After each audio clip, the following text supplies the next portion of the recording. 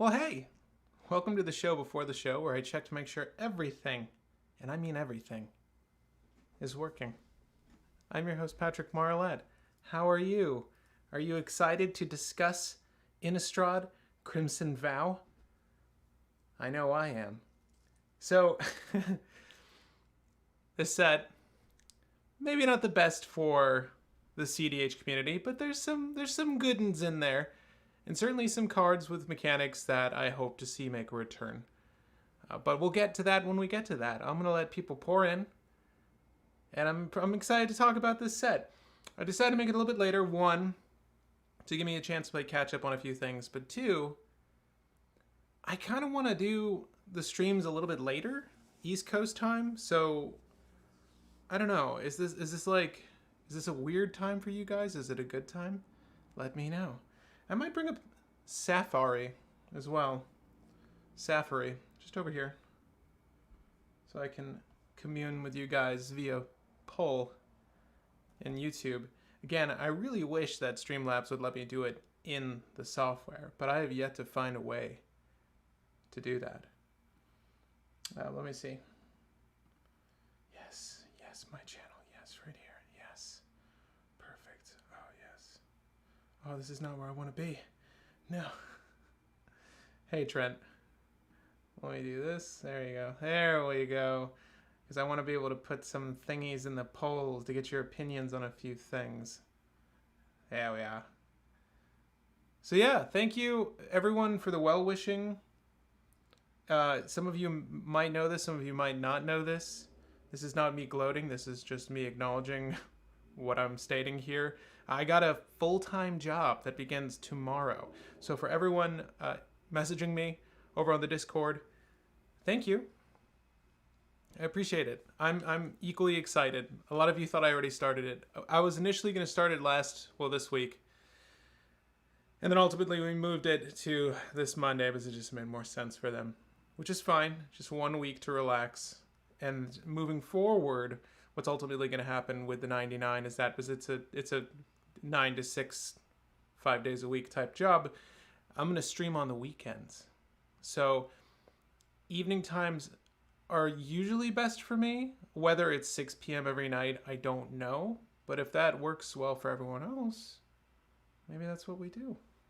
Maybe that's what we do. I think it's a good time so more people can view the stream live. Ooga booga. Thank you. Is the snazzy haircut due to the job? No, actually. I've been wanting to cut my hair. It's something that's been on my list of things to do for a while because I'm not very good at managing my hair. So I decided to take it upon myself to give it a little trim. This was actually the second haircut I received because it was not my intention to make it this short, but I wound up making it shorter, right? Still thick, lush, very curly, long sides, long top. It did not come out well. Did not come out well at all. So we won't talk about that. I wound up going out for another haircut and we ultimately salvaged this. But I think it looks good. It's funny because one of the guys I work with has a very similar haircut, so I hope he doesn't feel I'm trying to copy his style. But yeah, I ultimately wanted to cut it, but I didn't mean to cut it this short. That's sort of what happened. But it was my intention to get it cut because if I'm going to be working this much, I don't really want to have to manage my hair on top of everything else. Yeah, that's that. Also, maybe you see this here, maybe not. I want to get a GH6 ultimately, but I wound up buying myself a new camera, which I'm very excited for. I have like the makings of a rig coming together for this, but essentially it's going to help me with my work and just shoot better video. But ultimately, yeah, I want to get a GH6, but I figure this can be my A cam for now, and then I can have a B cam, make this a B cam in the future when I get the GH6. I'm extremely excited for it. I've been testing it quite a bit these last few days. All I've been doing these last few days, outside of struggling with some house matters, has been fooling with this camera. It's been so fun. But I would be shooting with it now. However, I'm pretty sure my laptop couldn't manage it, and then also I don't have like a AC adapter for it, like a dummy battery adapter, wall adapter, to have it running continuously. So I'm going to use this camera for the interim, which is still adequate, perfectly adequate. Yeah, we'll do that. Looks good. Okay. But yeah, what do you guys think? Crimson Vow, is it as good as Midnight Hunt? Is it better than Midnight Hunt? Is it everything you were hoping for? Did you get enough vampires? I don't know if any of the vampires really wowed me from this set, unfortunately. I gotta say, Kaya, though, was probably the biggest surprise of all, so far as like value planeswalkers are concerned. Her and Chandra are pretty unique, but I wouldn't say Chandra is great, sadly. Kaya, though, super interesting. So, for you 99ers who've been around for a while, these weekly streams are going to encompass our Cold Brews and Brewmasters, but also at the end of the week, I want to do gameplay sessions, but I also want to incorporate, because there's no monthly topic for this month, because I definitely need a break, though I have one slated, so I'm going to chime off on it, and we can sort of discuss it in this video today. But my hope is to have like an open conversation with the Patreon and YouTube membership community, a tete-a-tete, will you? Although more than just one individual speaking with me, because I was hoping to have like a communal conversation on topics, make like a topical segment with, well, you guys as guests, which is fun because I'm all about, I say it all the time, but I'm all about the conversation here, and I'm trying to find a way to make that part of the programming that would be enjoyable. I think that could be enjoyable. I don't know because I haven't done it yet. But let me, I had it up here. There we go. I might as well, yeah, there we go, yeah. So for November, we're near the end of the year, but this is going to signal, if I'm not mistaken, this is the last set for the year.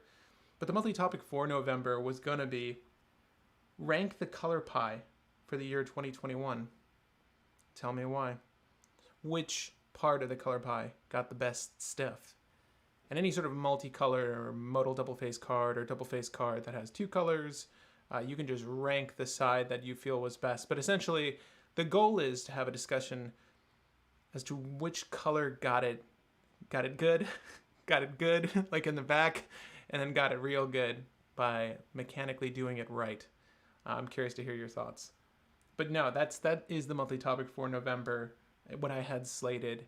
Wasn't pushed out there. I do mean to revise the Patreon and YouTube membership community so it more accurately reflects what the programming should be moving forward. I'm probably going to sit down after this and work that out. But I'm going to shift some of how it functions in a few. And you guys will see what I mean by that. More things for me, at least. Oh, so far as Innistrad is concerned, Patchwork and Hullbreaker. Does everyone like Hullbreaker? Is it not just a Tidesprout tyrant in disguise? A lesser or a better? I think I'm going to build Olivia deck. Yeah, we can talk about Olivia. I'm not super high on Olivia. Unlike I am that John Mayer song. I'm not high on this Olivia. I love the art for this Olivia. All of the art for this Olivia. Particularly the one I put on the thumbnail there. It's just, she's so costly. Otherwise, she's really good. It's just, it's so upsetting. You're like, why do you get a cost 6? Am I wrong? Is she not like 6 CMC? Oh my God, Olivia. I have it up. I have the set up in front of me. And on that note, if you want to follow along, I will encourage you. Yeah, she's 6 CMC. I'll encourage you to go to the link in the description for Magic the Gathering's website to follow along with the Crimson Vow spoilers. I have the whole page up here with this set in Wooburg order, and that's how I've linked it, so you should receive it that way. Set is weird. Looks like a fun draft set. Not much in terms of broken cards, though, says Hama Himana. Yeah, I mean, yeah. Which I'm kind of happy for, but also don't, what is it called? Clench? Cleave? God, when I saw the clench mechanic, when I saw the cleave mechanic, my sphincter clenched. It was so bad. All the cards I spoiled early on for cleave were so bad, but some of them are okay. I mean, we'll discuss a handful, but not all of them. If you've never been here for a live set review, the way it goes and the way this will shake out in just a moment is that I will go over these in WooBurg order, and specifically, as it stands for Crimson Vow, WooBurg multi, artifact, land, and then double-faced cards in that order, because that's how WotC has organized their set lists on their site, as you'll see in a second. But yeah, it's okay. Does the Fibblethip deck get anything with Crimson Vow? Caber, you'll have to wait and find out. I don't know. Does the Fibblethip deck get anything? Doesn't it just want Proteus staff and like tutors to find Proteus staff? I don't know what the Fibblethip. I've only fought the deck once, and it did go off. So, but it was a brief moment in time, so I don't remember what it wants to do. Brennan says, I really like that one Kraken horror, which we'll talk about. Ask my playgroup if it's okay to run as my commander. Return spell to hand is powerful. Yeah. Yeah, return spell to hand is crazy. It's return spell to hand your opponent's control, where I'm sure there's something that you could do that was convoluted, being able to return your own spell to hand, which is fine. It's not, that's not the end of the world. And then the bottom half is non-land permanents. Again, we'll get to it when we get to it, but it is definitely one of the more interesting cards from the set. That's it, Hullbreaker. Yeah. Trent says, better than Tidespout. It interacts with the stack and is infinite mana. Bigger, cheaper, uncounterable. It also costs less, too. I think Tidespout Tyrant... I'll bring up Scryfall as well as we go along. More oftentimes than not, we'll also discuss cards that aren't from the set as they synergy well together, and or in this instance, they parody one another. So let me look up Tidespout, because it's not a bad card. It is more expensive. It's 8 mana as opposed to 7. 5/5 flying. Flying, cool art. Originally in Dissension, whenever you cast a spell, return target permanent to its owner's hand. See, that's the big difference here. You can bounce everything, which is really good. So, is one really better than the other? Probably. But I still like Tidespout. Again, we'll still discuss Tidespout, rather Hullbreaker, and its relevance to the game. As you mentioned, it is an outlet in certain instances. Like if you're actually storming off, because you can use, we'll get to it when we get to it. Okay? Her Three Sisters art is wicked. Jackson says, are we referring to like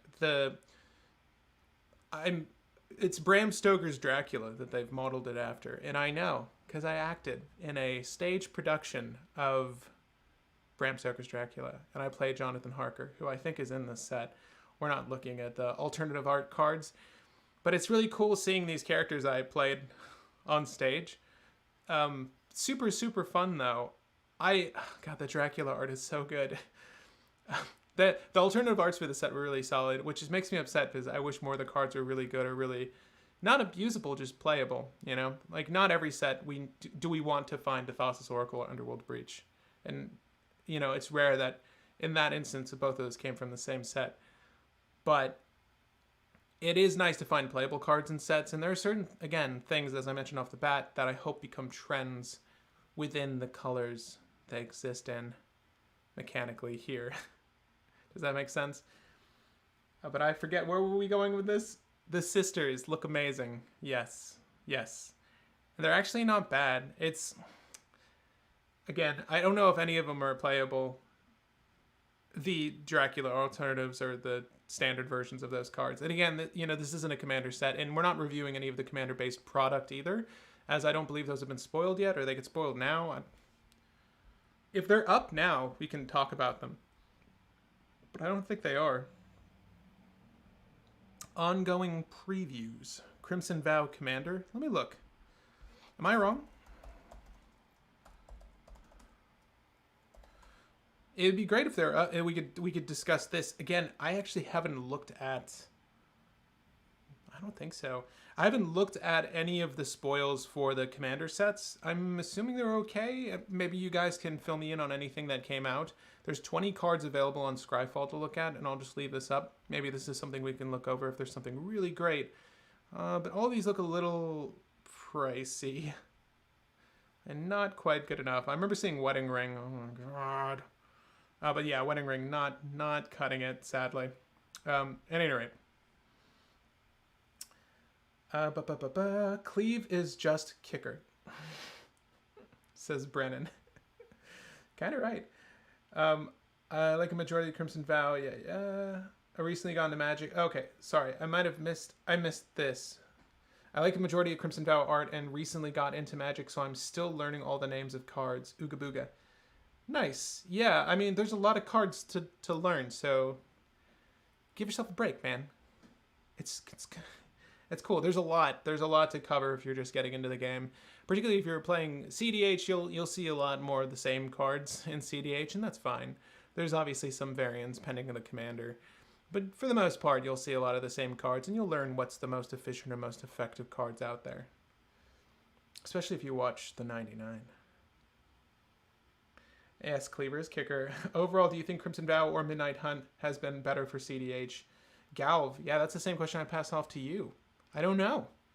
I don't know yet. But let's talk about this set. I can tell you that I bought one card from Midnight Hunt, and I think I'll buy at least 2 or 3 from this one. But those are for my own personal decks, and that doesn't reflect the meta as a whole, right? So I'll say that Crimson Vow is personally a better set for me. I'm not going to say it's better for a majority of players, though. I'm going to get into cEDH with my Grand Fibblethip debut, but I'm too poor for all those fat mana rocks. That's all right. Proxy them for now. And don't worry about the rest. Just play. That's all that matters. Play. Circle of Confinement is good for Sithis, maybe. We could definitely look at that, Sean. We could definitely look at Circle of Confinement. Trent says, if you want a stronger version of Fibblethip, Proteus Staff Elsha is the same game plan with 3 colors. Sheldon wanted to stop me from breaching hulls. Now I can break them. Oh, Trent, too true. It's funny that they would go with another hull name. So soon. Like, we still haven't... The damage is still, we're still suffering from the repercussions of this blow. That they would go for another hull card so soon. I also like Wedding Ring, huge flavor win, and a symmetrical draw life gain is neat too. Too bad it's fragile. Brandon, yeah, it's just, it's a little bit of a letdown. We're not going to look at it, but maybe we will. It's a little bit of a letdown for me. Because I wanted it to, I wish it was just enter the battlefield. Why do I have to cast Wedding Ring? Why must I cast Wedding Ring? I don't understand. Provided it enters the battlefield, is that not enough? That kind of spontaneity? Busting out a ring for your favorite guy or gal? Why does it have to be cast? I don't understand that. At any rate, yeah, maybe you inherited the ring. Maybe you didn't buy it from Zales or K Jeweler, which is suggesting paying for the casting cost. I don't know where I'm going with this. All I know is that it should have been enter the battlefield, not cast, because that horribly scars that card. A lot of these cards are worded in such a way like, this can only happen at sorcery speed, or only once per turn. You can tell they're fighting so hard to not break any more cards. Like, they're actively looking at diminishing the quality of these cards. I just hope we don't go back to, what's that damn set? Oh my god. It gave us Rhystic Study, but then everything else from that set was just dog dick. Do you know what I'm talking about? What set is that with the crystal? It's killing me that I don't remember. At any rate. They have been spoiled. You have a nice Nightmare Tribal. Yeah, they were spoiled 2 Thursdays ago. One of my faves from Midnight Hunt was Vanquish the Horde. Yes, Vanquish the Horde. Never mind, Vanquish the Horde. Vanquish the Horde, I definitely bought a copy of that card. I'm not even playing it. I just wanted to own it. But yes, Vanquish the Horde is good. Although, damn is certainly the best wipe we've seen in a while. It's just so damn good. You're gonna lop off all your hair right before winter? What the fuck, Pat? Nicholas Chatham. Yeah, it wasn't my intention. I'll encourage you to rewind this video. I talk about that briefly. This is my second haircut. It was not meant to be this short. But I can wear hats again. It's nice. I can wear knit caps. I was wearing a ball cap today. There's this group, very conclave, which I did like an interview with. We can call it that. But they sent me a hat with the Ad Nauseam logo on it, and I was wearing that today because I just haven't been able to wear it. And it's like, oh, it's nice wearing ball caps again. And then at wedding ring bullshit. Yes, thank you. Non-token zombies ruined my day. Yeah. all of the wording. Let's just pick apart. Like, why don't we pick apart how many cards were stunted because of how they were phrased? There are a ton in the set that would have been so good. And they're like, no, let's just do non-token instead. Let's do once a turn instead. It's like you're working to do that setup to begin with. You know what I mean? Like, why are you hampering the playability of these cards, especially in a more limited format? Like, I don't know. Are they that abusable? At least in Commander, obviously, it requires a lot of work to get the ball rolling on certain game plans. Certain others are much easier. I don't want to name names, but there's certain strategies that are just much easier to play for. None of which I prescribe to. A lot of people are underwhelmed by the new Anya. What do you think of her potential? Brandon Gordon, let me just state that she wants to do the same thing. And I'll say that she's potentially better at it because the Anya deck, the Anya Falconwrath deck, the 3CMC one, she's got a lot of chaff in the list. And I never went as balls deep as a lot of other people where they did like 50% of the deck as madness cards. And it's a lot of shitty madness cards. So you're playing with a really bad deck. And if Anya dies, you're playing with an even worse deck. At least in this version, you can... in Rakdos, it's a good part of the color pie. Like, you have good utilities there. And at least in this deck, you can play for a much sounder strategy with value cards in the list. And don't get me wrong, there are some good madness cards. We'll talk about Anya when we get to Anya, though. I'm jumping ahead of myself. I get asking all these good questions. I think she's fine. It's definitely someone I want to talk about. Prophecy. Brandon, thank you. If the trigger didn't require cast the copy, would make another copy. Let me see that. When Wedding Ring enters the battlefield, if it was cast, target opponent creates a token that's a copy of it. It would be kind of cool if an opponent controls an artifact named Wedding Ring. If it was a legendary artifact, it wouldn't be abusable, right? Wedding Ring probably should be a legendary artifact, right? Isn't that unique? Like if it said enters the battlefield, if it was cast, target opponent creates a token that's a copy of it. Well, if they get a legendary Wedding Ring and you get a legendary Wedding Ring, no one person can have two Wedding Rings at a time. So that way you couldn't like somehow duplicate this thing and have everyone gain a bunch of Wedding Rings and you just gain value from it, right? But I guess you could copy it in such a... This is all hypothetical. You could copy it in such a way that this person gets a copy of Wedding Ring, and then you have one. And then whenever an opponent controls an artifact named Wedding Ring, draws a card. That's kind of cool. Yeah, I don't know. I'm thinking, like, how could you have abused this thing? Really abused it? And I don't see any fault in making it enters the battlefield instead. Obviously, this is why Toxrill is a Chad card. No once per turn limitation, no non-token limitation, just pure Chad. Trap the tree. Welcoming vampires. Thank you, agreed. She is Anya 2.0. Wedding Ring should have an option to deny without having to run counter magic or ring destruction. For Wedding Ring, instead of it was cast if it wasn't a token. Mr. Slug go Bert. Mr. Slug go Bert. All right, I think we're ready. I think we're ready to start. Do you guys feel ready? I'm gonna take another sip of scotch. You guys grab a drink. I'll stick with mine. I'm gonna make sure that this is all still running. Okay. Cheers. Cheers to you. Cheers to you. Cheers to me. Might be dinner for me. Welcome back to the 99, where we're focused on brewing a better competitive commander. I'm your host, Patrick Marlett, and this is the live set review for Innistrad Crimson Vow. That's right, it's a double header, a double feature. So this is the follow-up to the much beloved Midnight Hunt. I don't know if that's true or not, but it gave us a werewolf legendary that was a potential commander, and people were giddy about that. But what did we get from Crimson Vow? Oh, that we will be discussing today. As I mentioned during the show before the show, I'll be covering this set in Wooburg order and then as listed on Wizards' website. So multicolored cards, artifacts, lands, and double-faced cards. That isn't to say every one of these categories has something to talk about. This being a cEDH channel, I'm going to try to only discuss cards that are immediately viable in any strategy, right? So no niche cards, no outlets, no things that only apply to a certain deck. Unless it's a deck I play, I'll get into that.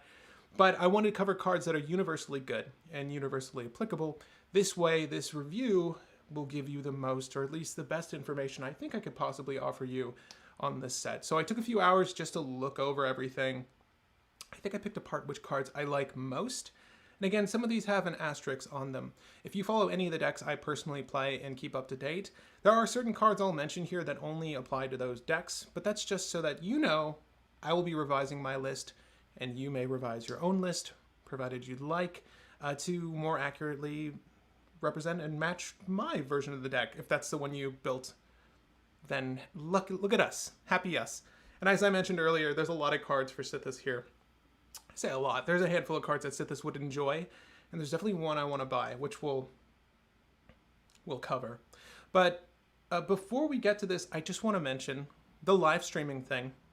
This is new to the program. This is going to be a constant moving forward. Live streams every weekend possible. If I can't make a date, I will leave a message up on the Discord and or on YouTube noting that I won't be able to make it for that weekend, as I have a full-time job now. So this job is going to take me places. It's a weird way to put it.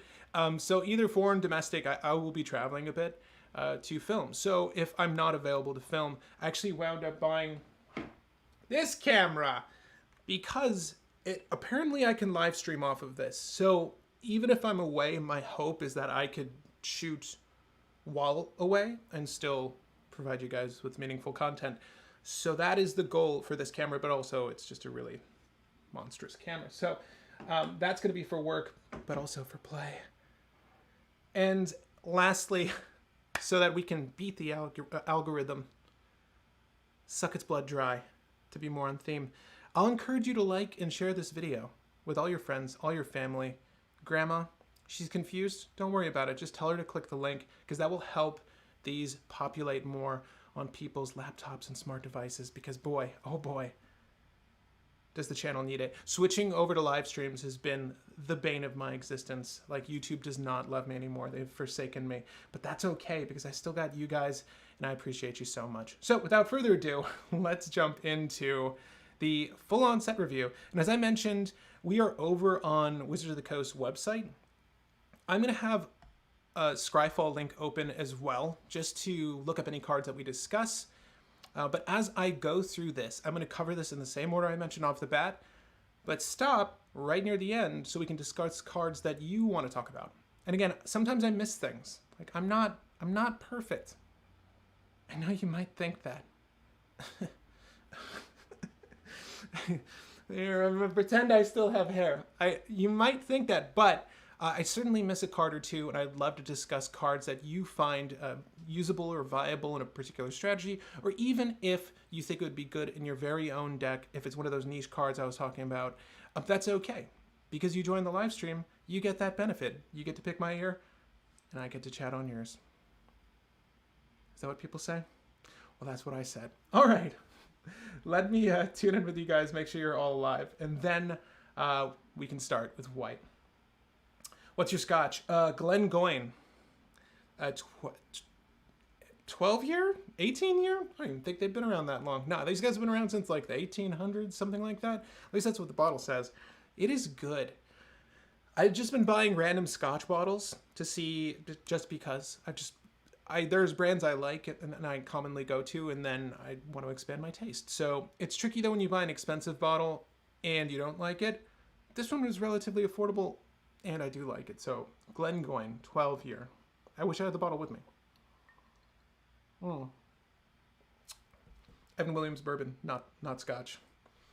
Yeah, if multiple people had actual card and gave a token that's going to town on for the wedding ring to work wedding ring where the default important question is yes. To film? What's films? Intrigued. Do you think demonic bargain is runnable in food chain? Hey Pat, sadly I have to go to sleep, but I'll catch the VOD tomorrow morning for sure. Anthony Grima, good night. And yes, do people call it, is it video on demand? Yeah, you can watch these on YouTube after the fact, so definitely tune in tomorrow if you don't have the time now. I'm going to go ahead and start this off with white, and the first card I want to discuss, right there. Okay, so every set gets a new wipe, and we're finding new ways to wipe ourselves. And by invitation only is the latest one. I'm not going to say it's good, but it's interesting and it's of note. So this is definitely one that deserves an asterisk. But for 3 generic double white sorcery speed, choose a number between 0 and 13. Each player sacrifices that many creatures. Don't I wish that said non-land permanents or something like that. Creatures only this feels like it'd probably be a casual banger. And or if you know you have an opponent that plays a lot of token-based strategies, it's okay too. That way you can sort of eliminate what they were going for. My major qualm here is that it's sorcery. This could have been really cool at instant speed, but I mean, is Settle the Wreckage instant speed? What is Settle the Wreckage? I feel like that's better, right? It is. Exile all attacking creatures target player controls. Obviously, this isn't hitting everyone, but if there's a main target, it's sort of like targeted removal. That player may search your library for that many basic land cards. Usually they don't have that many basic land cards, and put those cards in the battlefields tapped and then shuffle. There are, what I'm trying to drive at is there are instant speed wipes, and although that this is a single-sided board wipe, it would have been cool if this was instantaneous and make it 6 CMC, or like this could have been one of your cleave cards at instant speed, like single target remove. I don't know. There could have been more to by invitation only, but it's one of the spotlight cards for the set and one of the more interesting ones in my opinion from white. Definitely not for every list, but definitely one I felt like mentioning. Anytime there's a new tutor or board wipe or something of that sort, counterspell, I'll mention them just to put them on your radar, but otherwise, I wouldn't say you needed this card. Now, the next one certainly has an asterisk next to it because this is one I will be playing in, there you go, in Sithis. I love going wide in my Sithis Harvest Hand strategy now. It's one of my favorite things to do. Like, the most recent card that came out for it was Trudge Garden. Anytime you gain life, you can pay 2 and you make a 4/4 fungus beast with trample. It's insanity when you get the ball rolling on these game plans. Unfortunately, I've had a string of really shitty games with her. I don't know why. Like, our last live stream was just awful. Oh my god.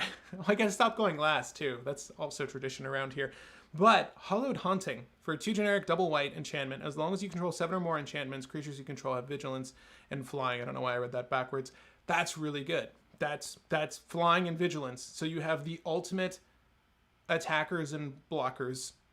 I say ultimate attackers because they have some form of evasion, although mild. There are flyers in the world of cEDH, but for the most part, you're going to get overhead of a lot of different players.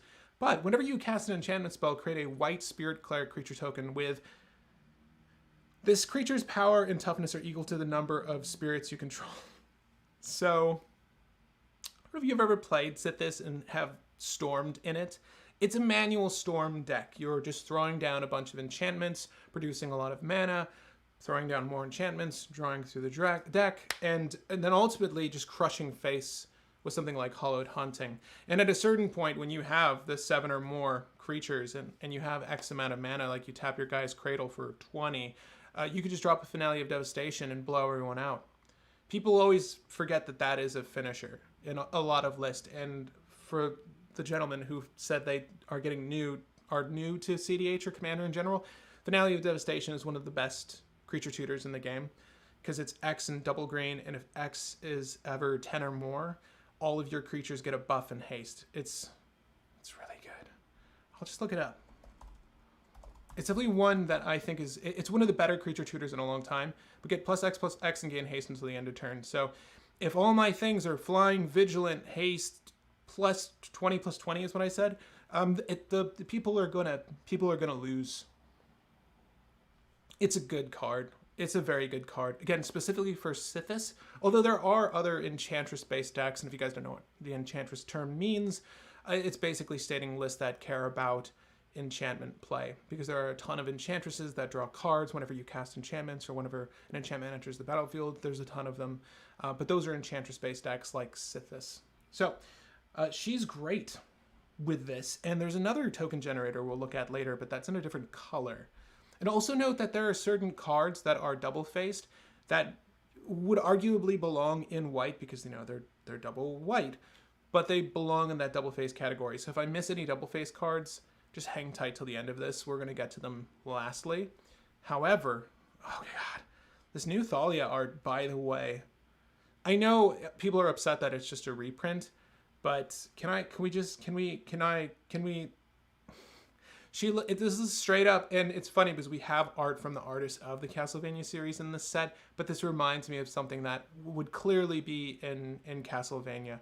I've loved Castlevania since Symphony of the Night, and in earlier, but I started with Symphony of the Night, and I played all the Game Boy Advance games. This just is right up there with like mixed Order of Ecclesia. Is this the kind of vibe we're going for? It's dope. It's so good. I'm obsessed with this art. I have this card, but I'm gonna buy this art. There's just a point where you art buy, and I am at that point in my collecting with MTG, and we could talk about that. But the next card on the list, this is one, it was certainly with an asterisk, but I like what they're doing here, and I want to see more modal spells like this. They're introducing far more modal spells that have useful effects, and they actually reintroduced Abrade in this set. It's excellent with the new art, but this one's unique. So Valorous Stance is 1 generic, 1 white, instant speed. So total 2 CMC to choose 1. Target creature gains indestructible until end of turn. This is okay. Like, you can trade or exchange with a blocker or attacker and come off on top. It's just a decent form of protection. Don't I wish this were, you know, hexproof instead, or shroud instead? Sure, right? That would be grand, like target permanent gains or target, you know, whatever it is. It would be great to have that form of protection and destruction. I feel like that more, not that Valorous Stance doesn't fulfill that name or flavor, although it would have been cool. Is Valorous Stance even a reprint? I'm curious now. I don't think so. Oh, God. Okay, it totally is. I like this. I want to see more of this, is what I'm driving at. I'm like, I feel like I've played this in a set as I was reading this off, and I think I did. Yes, right there. Right there. It's good. I want to see more things like this. That's all I have to say about Valorous Stance. The last one is also just okay. There aren't that many new cards from this set. Let me double check on Welcoming Vampire now. I doubt. I doubt. There's, ooh. Okay, we'll look at this art. The only reason I'm bringing this up, 2 generic, 1 white, creature vampire, 2/3 body, flying. Whenever 1 or more other creatures with power 2 or less enter the battlefield under your control, draw a card. This ability triggers only once each turn. Okay, so this is like Mentor of the Meek. Mentor of Me. Whenever another creature with power 2 or less enters the battlefield under your control, you may pay 1 if you do draw a card. 3 CMC. So, sans that minor hiccup of having to pay a generic, you, for the same mana value, right? 3 CMC, 2/2 body. This is 3 CMC flying, 2/3 body. It just needs to enter the battlefield. See, now, obviously, they've clearly added the clause only once each turn to make sure that Mentor of the Meek still has a point. But this is good. And this is another thing I want to see more of.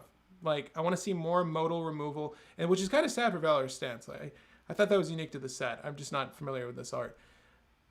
I want to see more effects like that. So now we do have room for the hexproof destroy thing. Like 3 CMC or under, give me hexproof.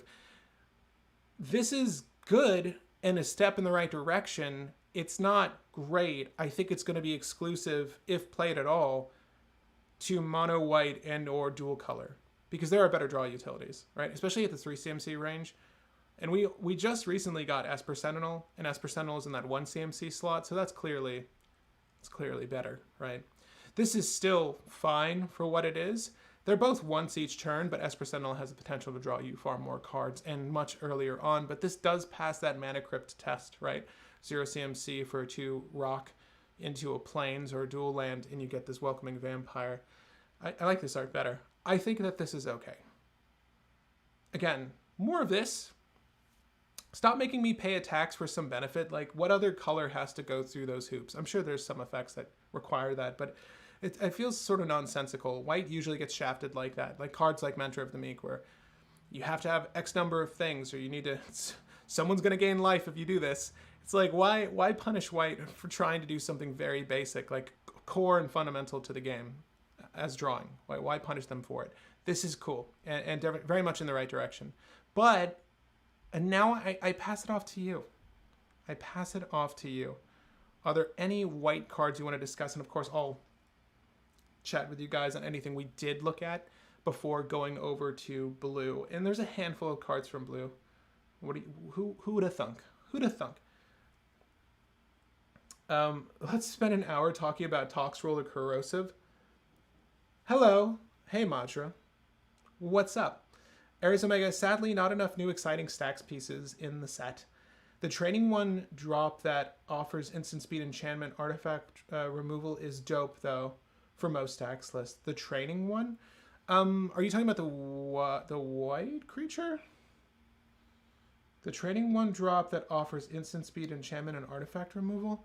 Can you give me the name, Ares Omega? We'll look at that. Gabriel Goldman says, repeatable enchantment auras like Gossamer Chains, but more cute than effective. I love the Thalia reprint, and I love the B&W art. It says Gunblade Knight. Yeah, this Thalia reprint is so damn good. Like I'm so satisfied with this. If you peer into the background of this art too, there's like zombies trying to break in. So good. It's funny because she's gotten so much love. Like I feel like Thalia has some of the most art reprints. Specifically this one. Yeah, she's got so many different... I like the Mina Harker one, too. This is just amazing, though. This is one of my favorites as well. I was just slaying freaking Eldrazi over here. Yeah, looks sad. These are all dope, and this one's really infamous. But yeah, the newest art is my favorite, by far. Once each turn, Trent says, Welcoming Vampire would be good with some type of card that constantly makes copies like Helm of the Host. Don't know how viable in cEDH though. So because it's once per turn, like if you had a way to, if your strategy relied on infinitely flickering something, right? So let's just, I don't know, like you're, I don't know, like you're in a list that had the MEL Dockside thing or like a Cloudstone loop to make infinite mana. Once you've made infinite mana, Welcoming Vampire is an outlet, right? Because with this copy of her, the ability only triggers once each turn. But if you were to, use MEL to flicker her, well, welcome. She forgot she saw you the first time. She's going to keep welcoming you in. So it's a decent value piece leading up to that, provided your strategy relies on a bounce. And again, like Cloudstone Curio, the most obvious line of play, I feel like, for most people these days is Dockside into whatever. In some instances, you do Dockside into Welcoming Vampire if you're making enough treasures, right? You can make enough treasures to both cast Walking Ballista.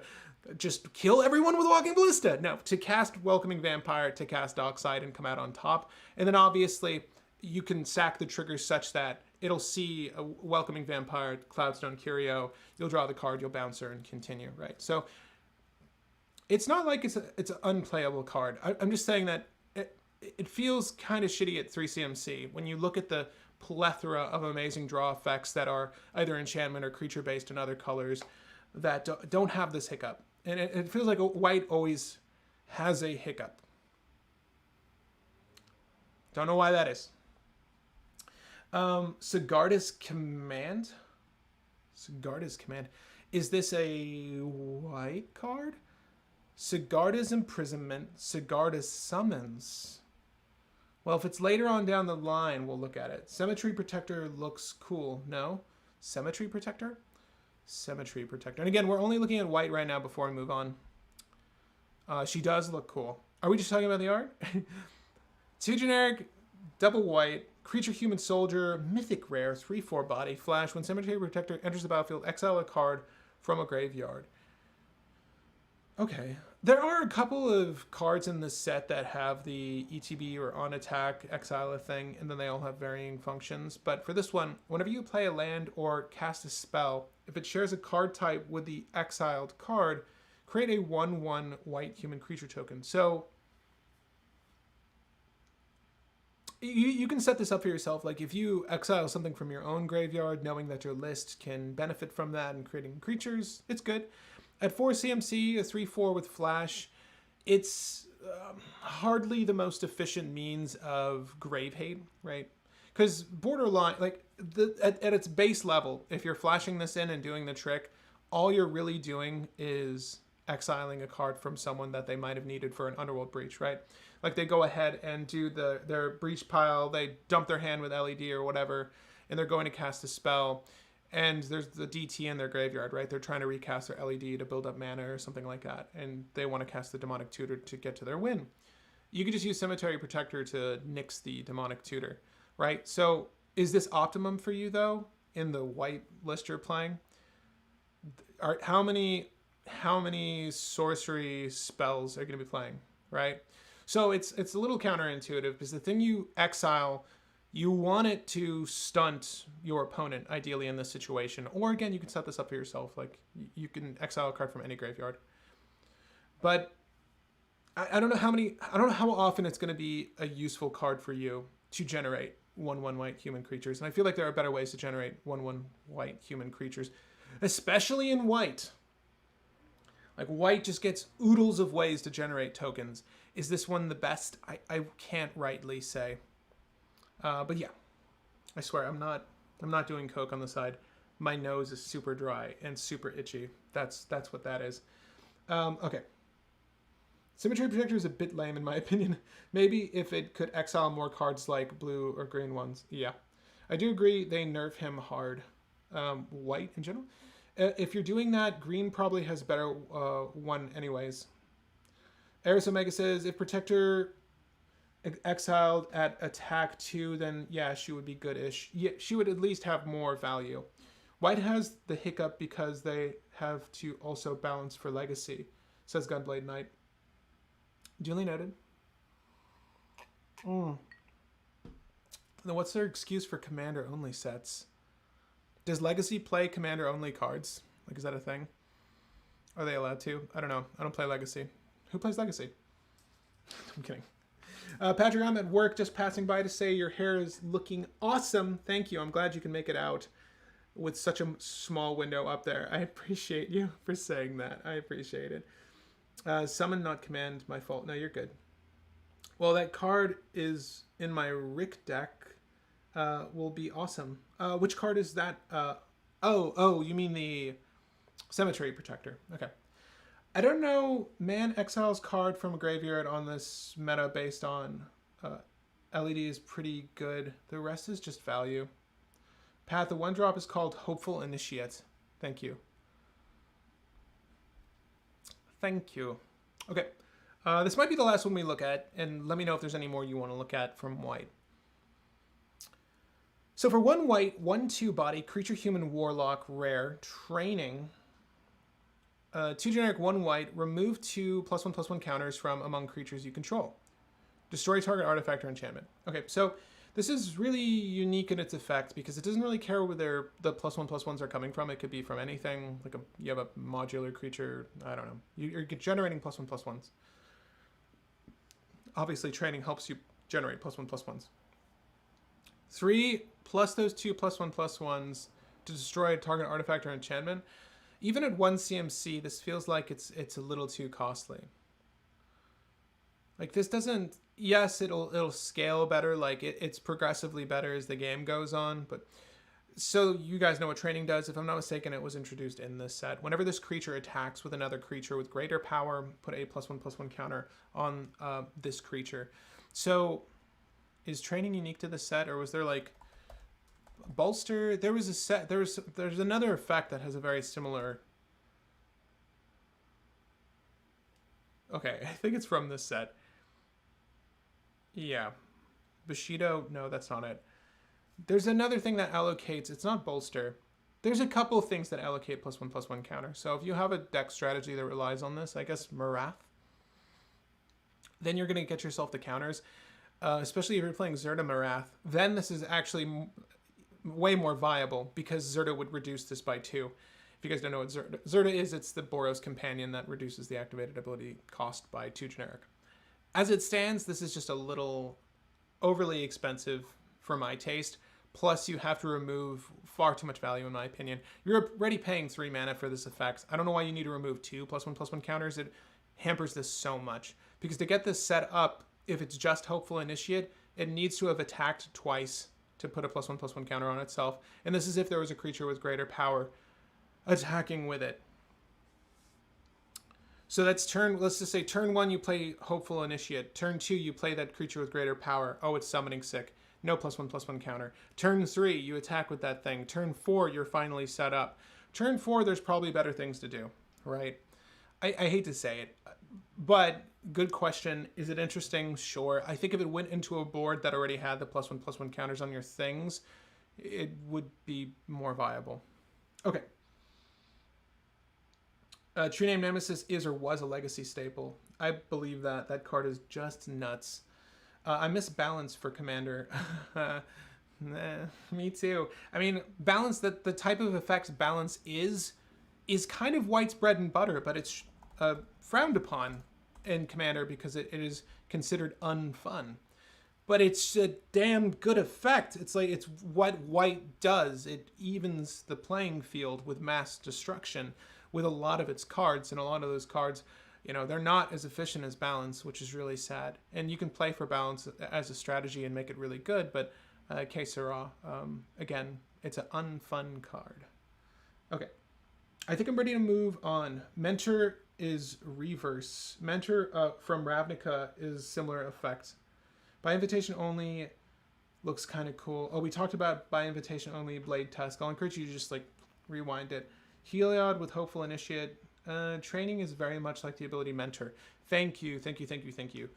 Mentor was definitely what I was thinking about. As I was playing, I remember going to a draft where I was like, wow, Mentor's really good. Whenever this creature attacks, put a +1/+1 counter on target attacking creature with lesser power. Similar-ish. All right, I think we're ready to move on to blue. Let's do that. All right, so... And if I cover a card, I didn't check to see if any of these were... I tried to do my due diligence on some of these, but if I start discussing a card that is a reprint, forgive me. But the first card I want to talk about is right there. 1, the dope art. I love that blue spirits get lanterns. Like, is that a requirement? When the artists are requested to do a spirit card for the world of MTG, are they told that it must have chains and lanterns? Every time. It looks great, but I mean, we maybe need a little bit more diversity. Regardless. Cemetery Illuminator. For 1 generic double blue, 2/3 body, spirit. Now this is another one of those cards that does the exile thing. And this is less than the white one. Flying. Whenever Cemetery Illuminator enters the battlefield or attacks, exile a card from a graveyard. You may look at the top card of your library anytime. Once each turn, you may cast a spell from the top of your library if it shares a card type with a card exiled with Cemetery Illuminator. I mean, it doesn't have flash, but the first thing you're going to do is exile an instant speed spell. Am I wrong? And then your hand is extended. You've got 5 cards in hand? No, you have 6 cards in hand. Blue plays all of the card quality effects. And I mean things like Brainstorm, things that reorganize the top of your deck, scry, surveil, look at, replace, put on top. Sensei's Divining Top is in a majority of these lists as well if they're playing mid-range. I mean, it just seems good. This seems really good. I don't think it has a place in any one deck necessarily, but this is a better version of what the, you know, Cemetery, whatever her name was, This is a better version of what that girl is trying to do. Easily. Easily better. Really cool effect, I think. And also it just gains value. It just accrues value. You can keep on exiling other things. And then there's no limitation other than the card type attached to this. So you can literally cast anything from the top of your deck. So, you know, start with instants, but then move on to artifacts. Oh, there's the Chrome Mox. Cool. You literally, it's so good. And obviously, this can, it's once each turn, excuse me. So it's not once each of your turns. So there's just multiple layers here. So what I'm saying is, like, if you use an instance, I use my miscast off the top of my deck. If the next turn, I may look at the top card of my library at any time. Oh, it's another instant. I have access to this Pact of Negation. I stacked my deck clearly. All of my decent counters are on top. Do you get what I'm saying? It's just a lot of value for 3CMC. And the fact that you can exile more cards on attacking, I feel like White, once again, can someone explain what the hiccup was and making it so that the 4CMC card didn't get to attack and also exile again? But this dude does. It feels a little unbalanced. I don't know. This is really good value. This is much better value than creating 1/1s. Can I just say? Yeah, really good. Again, I'm not sure it's for any one deck, but it's good. The issue is blue has such a high quality, high quantity of decent blue spells that it doesn't need more, but it gets it all the time. So it's rare that we discuss a set live that doesn't have at least a handful of blue cards, but there's one for you. The next one is Consuming Tide. So for 2 generic double blue sorcery, each player chooses a non-land permanent they control. Okay. Return all non-land permanents not chosen this way to their owner's hands. Then you draw a card for each opponent who has more cards in hand than you. Now, is this a killer, amazing card? Is it going to slot into my 4 or 5 color decks? Is Kenrith going to want it? No. But for those 1 to 2 color decks, where they don't have very many creatures, they don't have much of a board state outside of their Rhystic Study, Consuming Tide is great because you're not, if you're in blue, you're not very permanent centric. Like, you're holding tempo cards in hand. You're holding countermeasures. You're holding card quality effects, as we've just discussed. Blue is not really a permanent heavy deck. Like, the most of your permanents, the bulk or majority of them will be artifacts and artifact ramp, right? Maybe a Sapphire Medallion. So Consuming Tide is pretty decent. Like, you're likely going to get 2 cards out of this minimum, because it's doubtful you'll have the most things in hand, right? So, then you draw a card for each opponent who has more cards in their hand than you. It's rare that you're going to have more cards than everyone else. If your first few turns were Mental Misstep and a Dispel and you're just warding people off, you know, unless they really weren't paying for or they weren't playing against that Mystic Remora, or they weren't paying for the Rhystic Study, odds are likely you'll draw a handful of cards from this and set everyone back a little bit. And if you have the Rhystic Study down, when they're rebuilding, you're probably just going to be drawing, right? So it's not bad. It's not going to be in every deck. But it's not bad for the 1 to 2 colored list, I think. And obviously, love to hear your thoughts on Consuming Tide as well. But moving on, see what I mean about the chains for spirits? The chains and lanterns for spirits? This is an aura, and it has a spirit with chains and lanterns.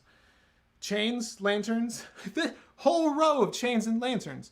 Sorry, did I miss the card? There's a card. We're supposed to be talking about a card. This one, Hullbreaker Horror. So I'm going to pull up the 1-to-1, what everyone's been talking about. I promised I would look at this, right?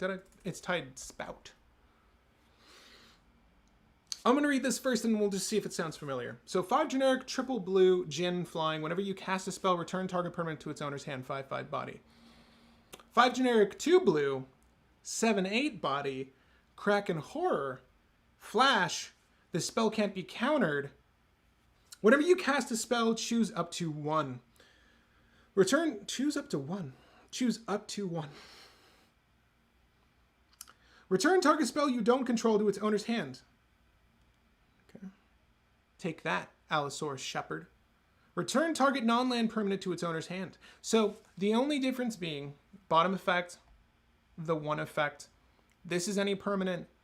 This is a non-land permanent. So dry. I need like, I'm gonna moisten my nose. What is going on with me? It is so dry right now. I've never been this irritated by dryness.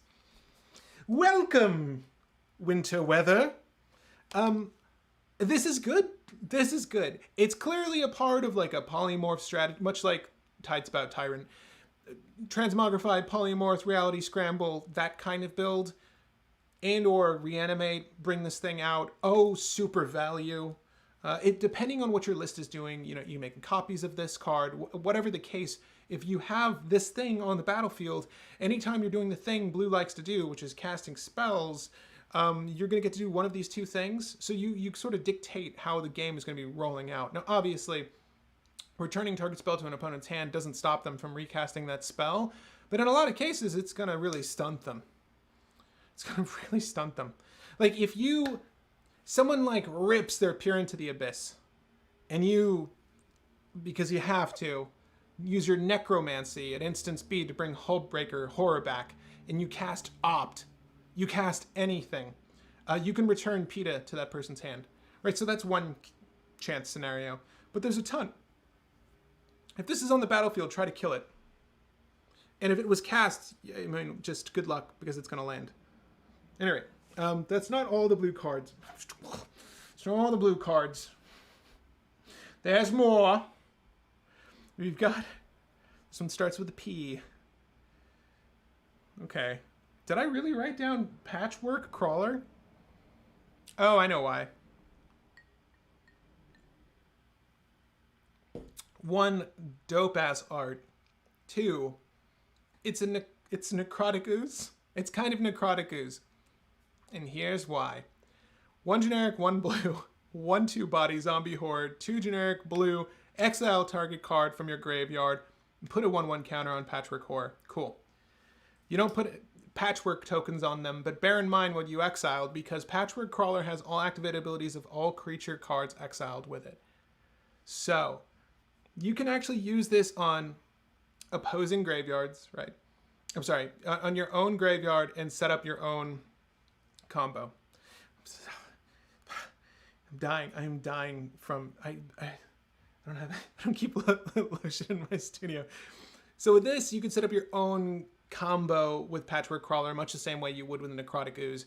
Is Necrotic Ooze just better? Yes. I thought that this should be pointed out simply due to the fact that it is another way of creating a creature-based combo with a singular card, bearing in mind that it doesn't have haste, right? That's the one minor issue with Necrotic Ooze, is that you can't use lines of play that require it to have, or be out of summoning sickness, because it can't tap when it arrives, unless you also like Buried Alive Anger, or some scenario to give it haste.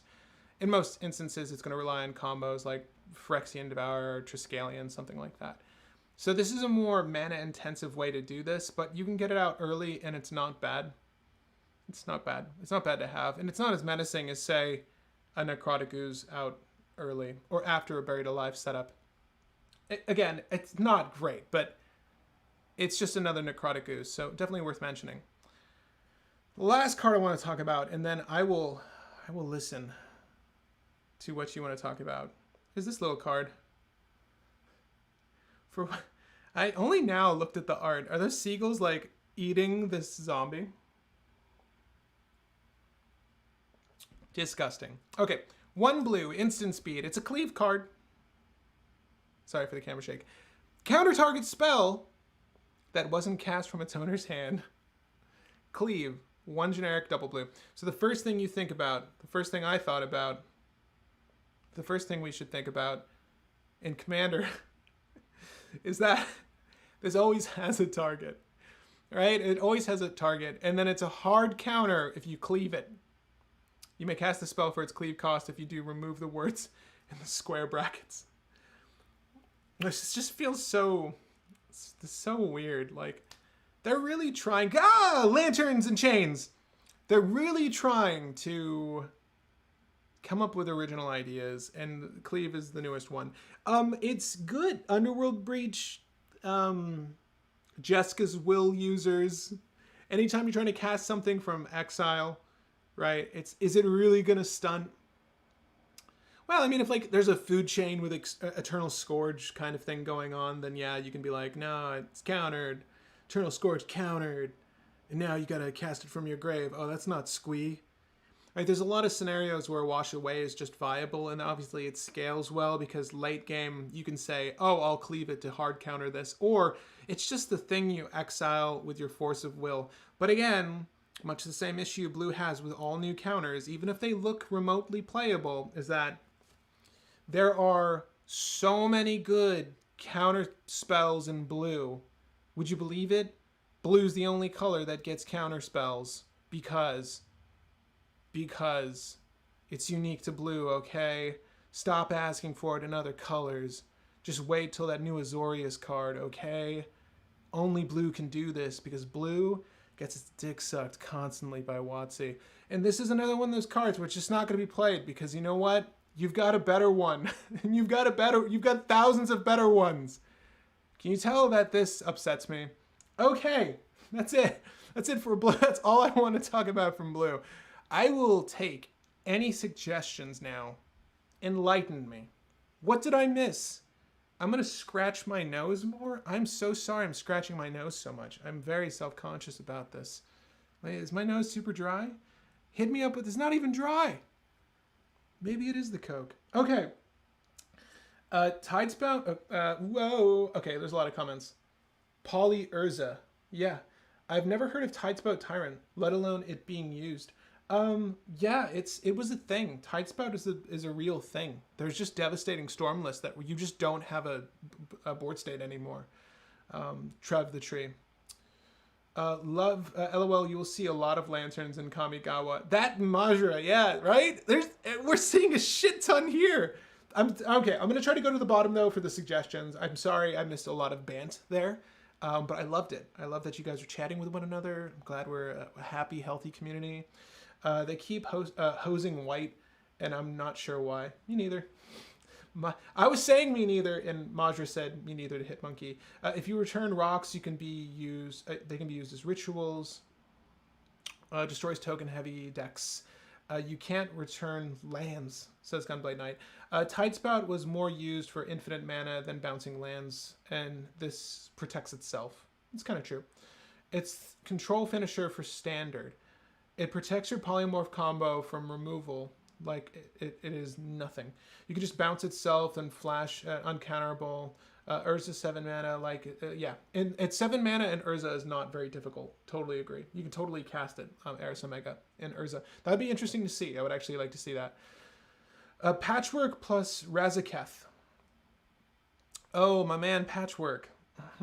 Worth noting that if you're getting one creature effect rather than multiple, it's faster for that instant speed news, says Trent. That's very true. That's very true.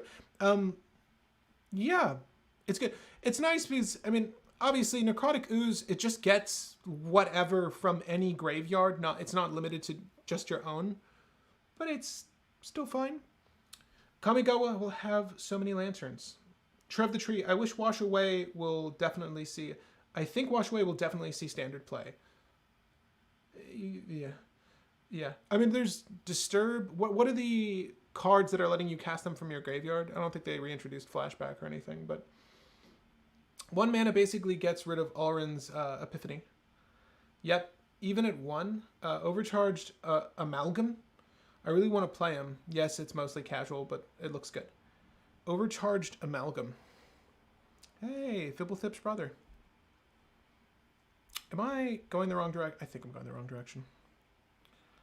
Okay. Was I going the wrong direction? Do I know my alphabet? Am I just missing it? Is Overcharged Amalgam... Is it blue? There we go.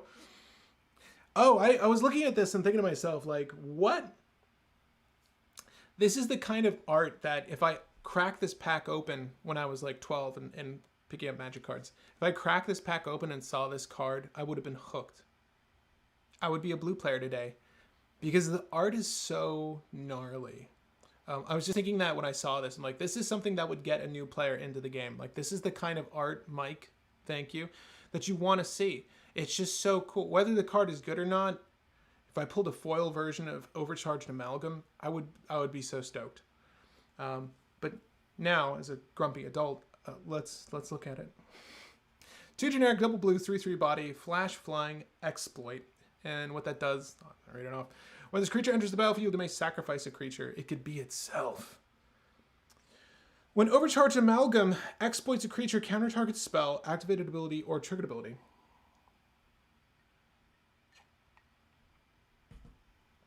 So, with the Amalgam, it's doing a couple things that you don't often see. Like, people don't run counters for activated abilities or triggered abilities as often as they should. So it's nice that it covers that, as well as being a general counter. At 4 CMC, is this going to like be the turnaround kind of play that you need in a commander setting? Probably not. This is definitely not like a commander card. I could see this being very good. I wouldn't say a blowout, but I can see this being very good in a limited situation, especially if you're like generating zombies or you're able to recast things from your graveyard or whatever. So the exploit's not a big issue. In commander, dealing with 3 opponents, having a flash flying 3/3 is not big enough, sadly. But it is a really dope card, don't get me wrong. And the art, again, I would definitely get into playing Magic if I open that from a pack. But yeah, any other blue cards you want to discuss before we move on? Again, sometimes I miss a few. I'd love to hear your thoughts on blue. Are those man titties? I just noticed that. What is going on here? Lunar Rejection. Return target wolf or werewolf. That's why I didn't read this off for you. Okay. You got the Cemetery guy in blue that lets you cast from the top of your deck? Yes, Gunblade, I did. What do you think about the set overall? Jet Cell. Hold off on that. Majara. When I said even at 1, I was talking about Wash Away. What do I think about the set overall? It's fine. I'm noticing a lot of trends of recent date. Like they're producing far more legendaries than they did ever before. It's very evident that they're trying to appeal to newer players that might go to a draft and then might want to pick up a more casual game, which is Commander. And they've got a handful of legendaries now that they could do that with. I also like the it's interesting because they're doing so many alternative art of every set, of everything that comes out. Swords of Plowshare, you've got 1,000 versions of it now. It's crazy the amount of stylistic choices they're making with not only the frames and borders of the cards, but the art itself that they would have never done years ago. And I like it. And I think that this set is really cool. I mean, I'm not going to look at the alternative art for this set, but that's kind of what has me most excited, because if you're a person who enjoys art, like I really enjoy art. That's half the reason I feel like I got into collecting Magic. I certainly collected it before I played it. They're doing just an amazing job to appease someone like me who just cares about the art. Like I was joking earlier when I said I do art buys, but that Thalia, Guardian of Thraben, like I'll buy that because I like how it looks. So from an aesthetic standpoint, the set's very appealing to me. From the cards themselves, it's fine. It's fine. Still a little sad that the officiant for the wedding was a white common and not Machias. Art seems on point this set. Yeah, I agree there. I definitely agree there. All right, I think we're ready to move on from blue. We probably covered the majority of the good ones, right? Oh, there's another Lantern Spirit, and this is like a deviation of the Lantern Spirit. It's more, I don't know. It's not as literal as the other spirits we're seeing. It's more wispy, and the Lantern's even unique. All right, we're moving on to black. Probably one of the better arts from the set too, right there. Just so good. I like the humor in a lot of these arts. All right, black. There's only so many to discuss, sadly, and man, okay, players beware on this one, please. You know, this was asked off the bat, and partially why I'm talking about it, but anytime, again, as I mentioned, if there's a new tutor, new staple effect in the world of Commander, I'll discuss it, whether or not it's great for Commander. But let me just preface by stating that I don't think Demonic Bargain is great for Commander. It's not even, this isn't even set for Commander. This isn't the Commander Innistrad Vow set. This is just the standard set. Exile the top 13 cards of your library, that's a lot. That is a whole lot. So for 2, and that feels weird that it would be not in the Commander sets, this particular tutor. But for 2 generic 1 black sorcery speed, exile the top 13 cards of your library, then search your library for a card, put that card in your hand, then shuffle. You're better off just doing Demonic Consultation. Like if you've ever had to dig with Demonic Consultation to find a solution in the moment, like a counterspell to handle a situation, which is generally what happens with Demonic Consultation if it's not being rip-roared and used with Thassa's Oracle. Do I need to explain that? I've seen people hit their combo off the top 6 and get completely screwed. However, exiling the top 13, you are more liable to have that happen in the scenario. It's twice as effective at screwing you over, more than twice, as Demonic Consultation. But the benefit here is that you don't need to continuously keep ripping until you find it. You could just look for the thing at this point. So is it better at 3 CMC? Again, it does that thing that I like. It passes the Mana Crypt test, right? So on turn 1, I can cast Mana Crypt for 0 and play a Swamp and cast Demonic Bargain. Does that make this good? It's a little bit better turn 1. But that's it. I mean, the only list I can see benefiting from having things exiled is a Food Chain deck, but there are better ways to exile those things, like things that directly put into exile those things, where this feels like a bridge too far. Like this is not a good scenario. If you're looking for a budget tutor, because this will be affordable, I can't foresee this being an expensive card. A Demonic Bargain is going to be a good budget tutor. I would even argue maybe better than Grim Tutor. And the only reason I would state that is that Grim Tutor is 2 black and 1 generic. Search your library for a card, put it into your hand, lose 3 life. It doesn't pass the Mana Crypt test. It is more cost intensive. It's still expensive. I used to own this one when the reprint didn't occur. I was so surprised with how expensive it is and how expensive it still is. Grim Tutor is just fine and only playable in mono black, in my firm opinion, or just not playable at all, because you don't generally want to pay that much for a tutor, especially when that's that color intensive.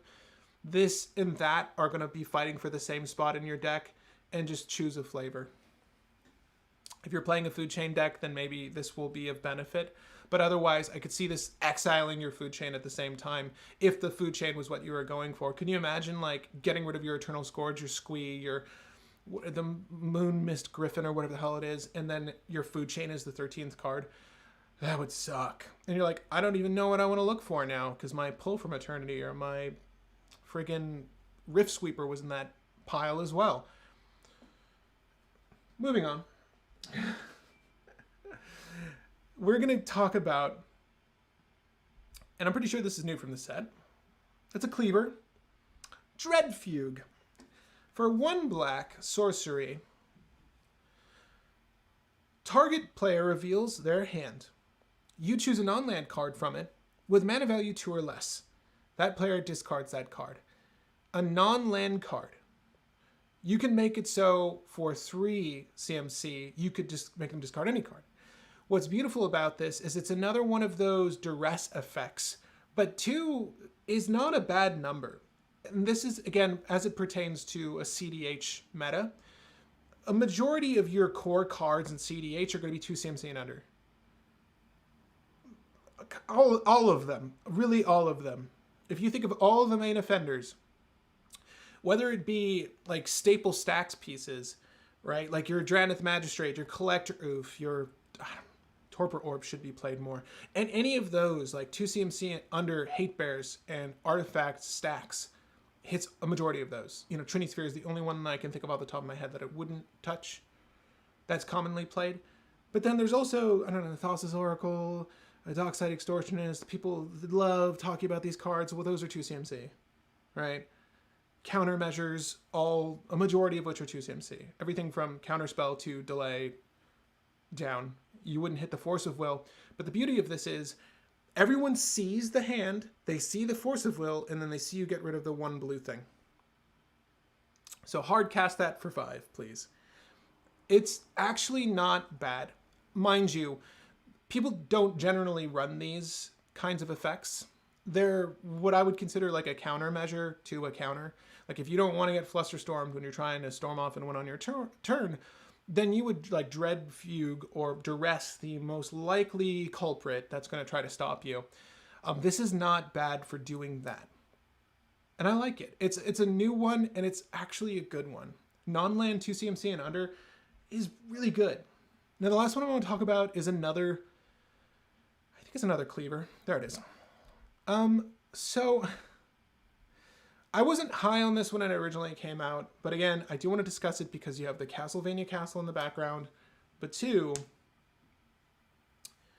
it's another wipe that is decent. So for 1 generic double black, sorcery speed, cleave, you need to be an Orzhov, 4 generic and Orzhov, white black, so 6 CMC total.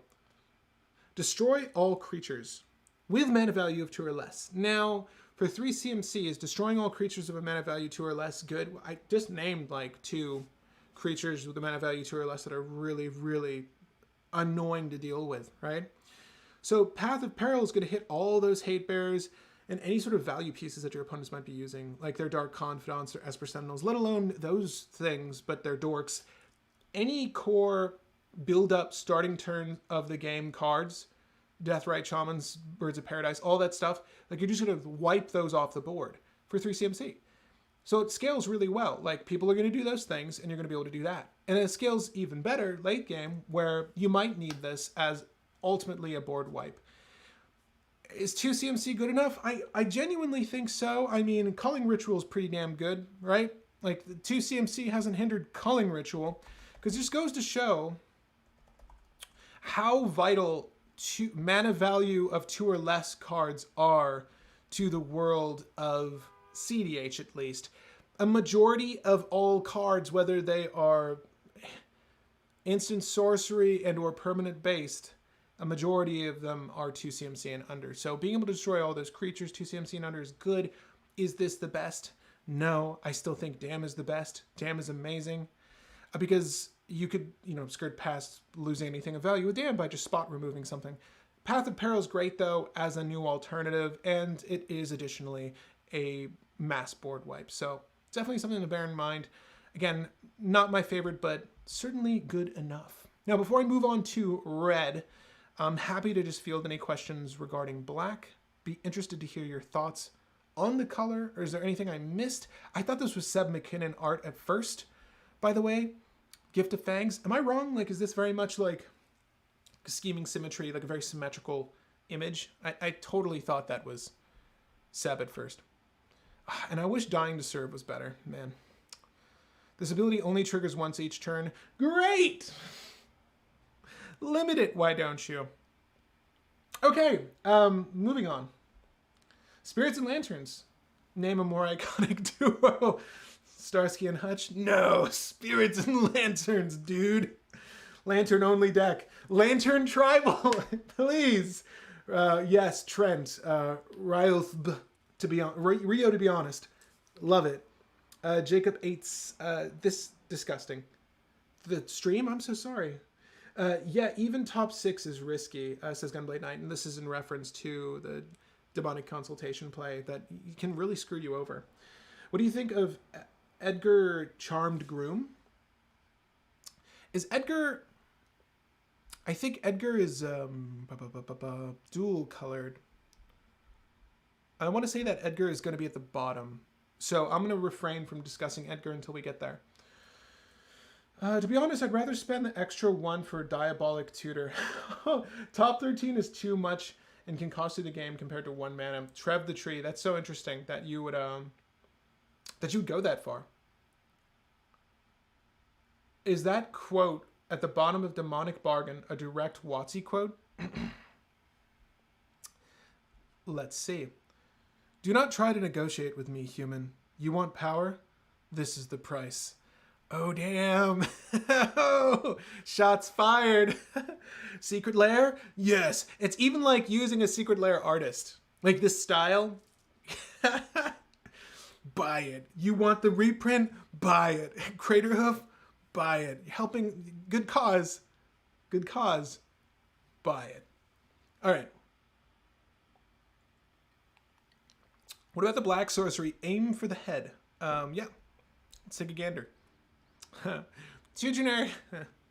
Two generic, one black, sorcery speed. Its sorcery speed's already a hiccup for me for something like this. Choose one. Exile target Zongi. Let's just say Zongi. Target opponent exiles 2 cards from their hand. Yeah, probably the best common from the set. This is a disappointing set for vampires. Crimson Vow? The biggest problem with board wipe is it forces you to have white color identity. Trent, damn you.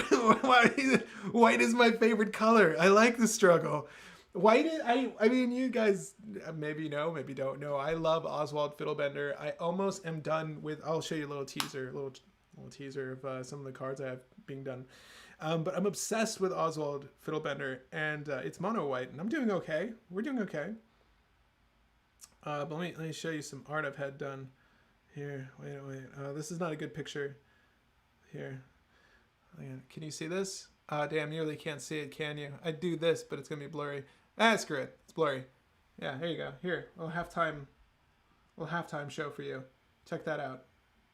So I'm having an artist do a series of spot. Maybe we'll do a live stream on this. That would be kind of fun. I want to do a live stream with Justin discussing altar art, because altars are something we enjoy doing. But no, I'm having him do a series of cards for me as a spotlight story. And I actually wrote a whole story for Oswald Fiddlebender that strictly pertained to a couple of core cards. So it's like a 4-card story spotlight. And 1,000 Year Elixir is one of the cards I had him do. And yes, that is Dabble in the corner crying next to his birthday cake. So a little teaser for you guys that enjoy MTG lore. But yeah, I love mono white, and I think it's a strong color identity. I don't know.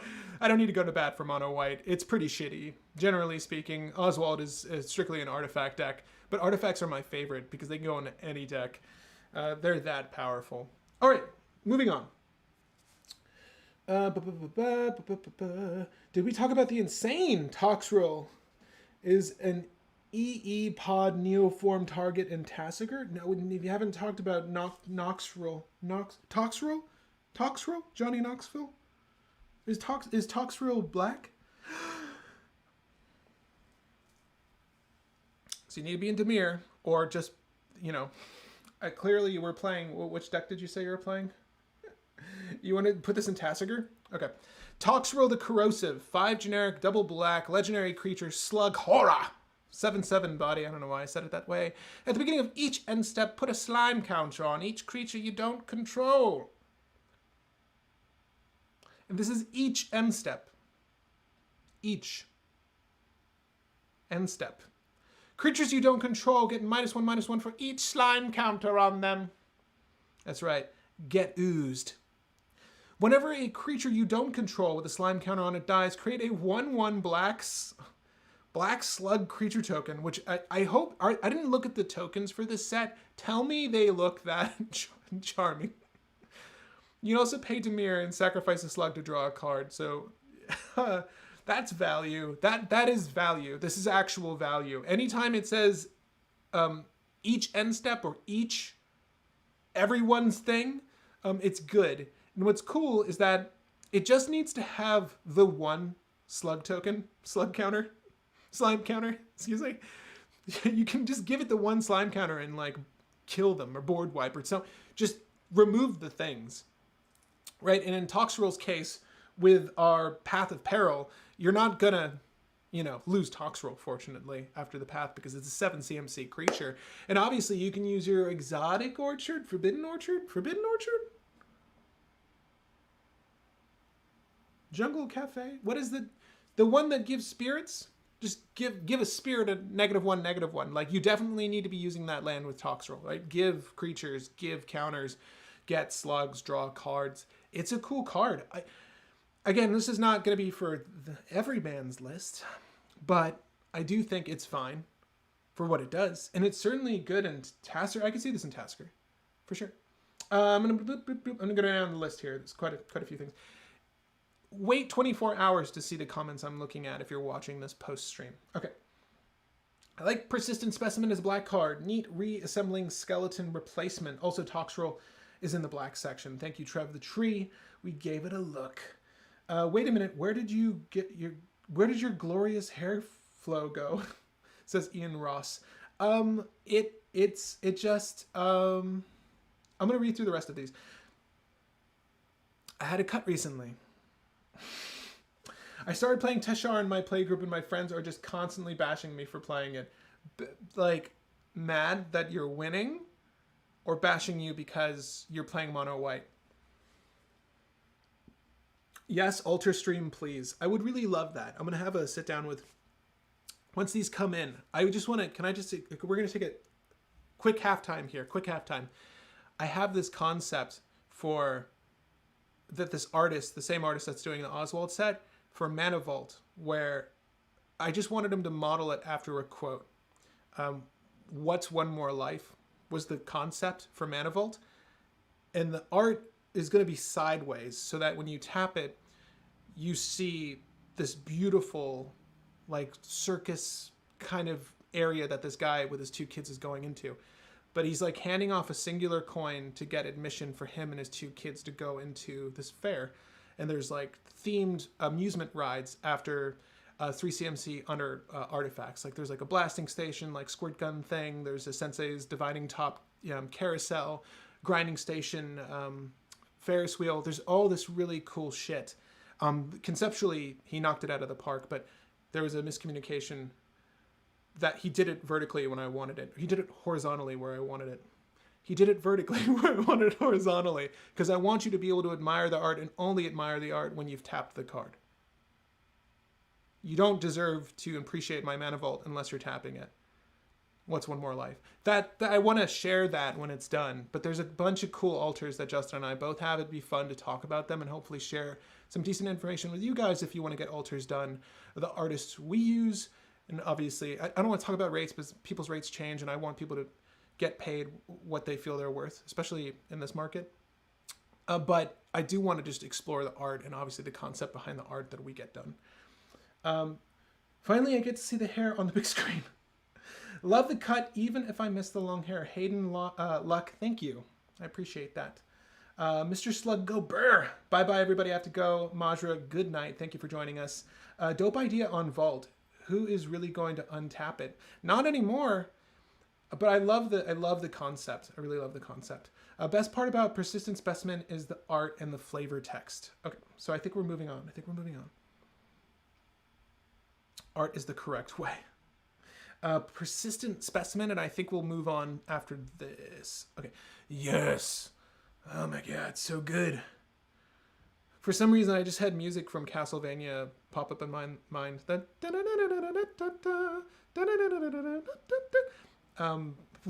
don't think that's the area where you have like the lab vials where you can like break them and get power-ups and stuff, but this is very much reminding me, it's very much reminiscent of a scene from Castlevania. Anyways, yeah, the very early stages of the game. Can't you get like a blood katana or a blood sword or something from those? I forget. There's the reanimating skeletons. This reminds me of those in the early stages of Symphony of the Night, which you should play. You should definitely play that game. 1 black, 1/1 body, creature skeleton, 2 generic, 1 black, return Persistent Specimen from your graveyard to the battlefield tapped. Dope. Everything about this card's dope. Everything, yeah, I agree. Love it. Girl, Stitcher's assistant. The jawbone's connected to the skull bone. The skull bone's connected to the hook thingy. So good. All right, moving on to red. Abrade. This is what I'm talking about. Abrade. Love reprints of Abrade. Everyone should own a copy of this card. But the first card I want to talk about, this is not one that deserves to be in every list, but it's super dope, and I wanted to talk about it because this is my favorite art from the set. It's really the only reason I'm mentioning it. It's funny. This is very much an art live stream. This art is amazing, and I would play this card just to see it. So isn't there a new like Grixis Curse centric commander? I forget her name. someone was asking me about it recently. 2 generic, 1 red. This, put it in that list. Enchant Aura Curse. Enchant player. Creatures attacking enchanted player have trample. Awesome. Whenever a creature deals combat damage to an enchanted player, that player exiles the top card of their library. Until end of turn, that creature's controller may play that card, and they may spend mana or any mana. Okay. The only issue with this card is that you're giving this to everyone else. In 1v1, this is really good.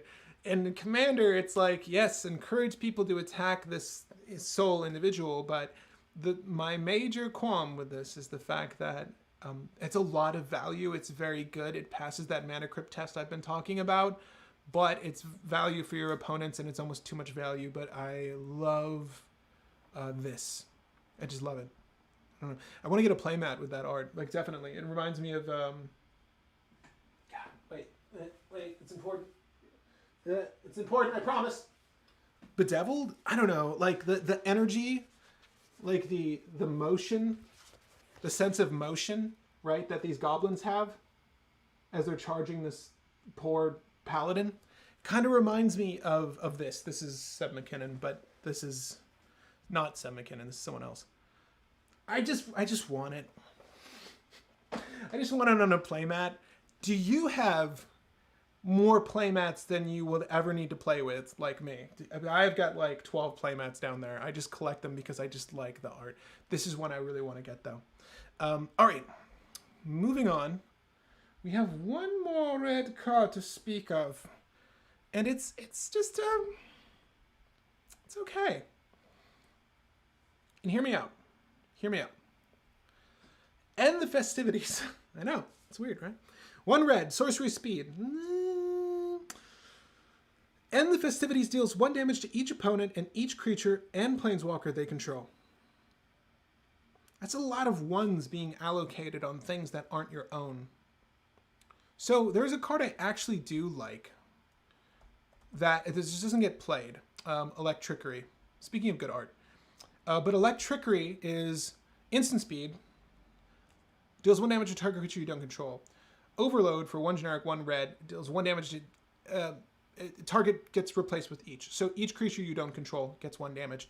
So this is essentially Electrickery at sorcery speed for its overload, plus in a deck like Florian, you're going to get to look at the top 3 cards of your library, and oh, lo and behold, you also knock that Planeswalker down a peg. It's actually doing a lot more than you suspect, right? So the Dark Confidant dies. There's a couple of 1 defense bodies out there that just die.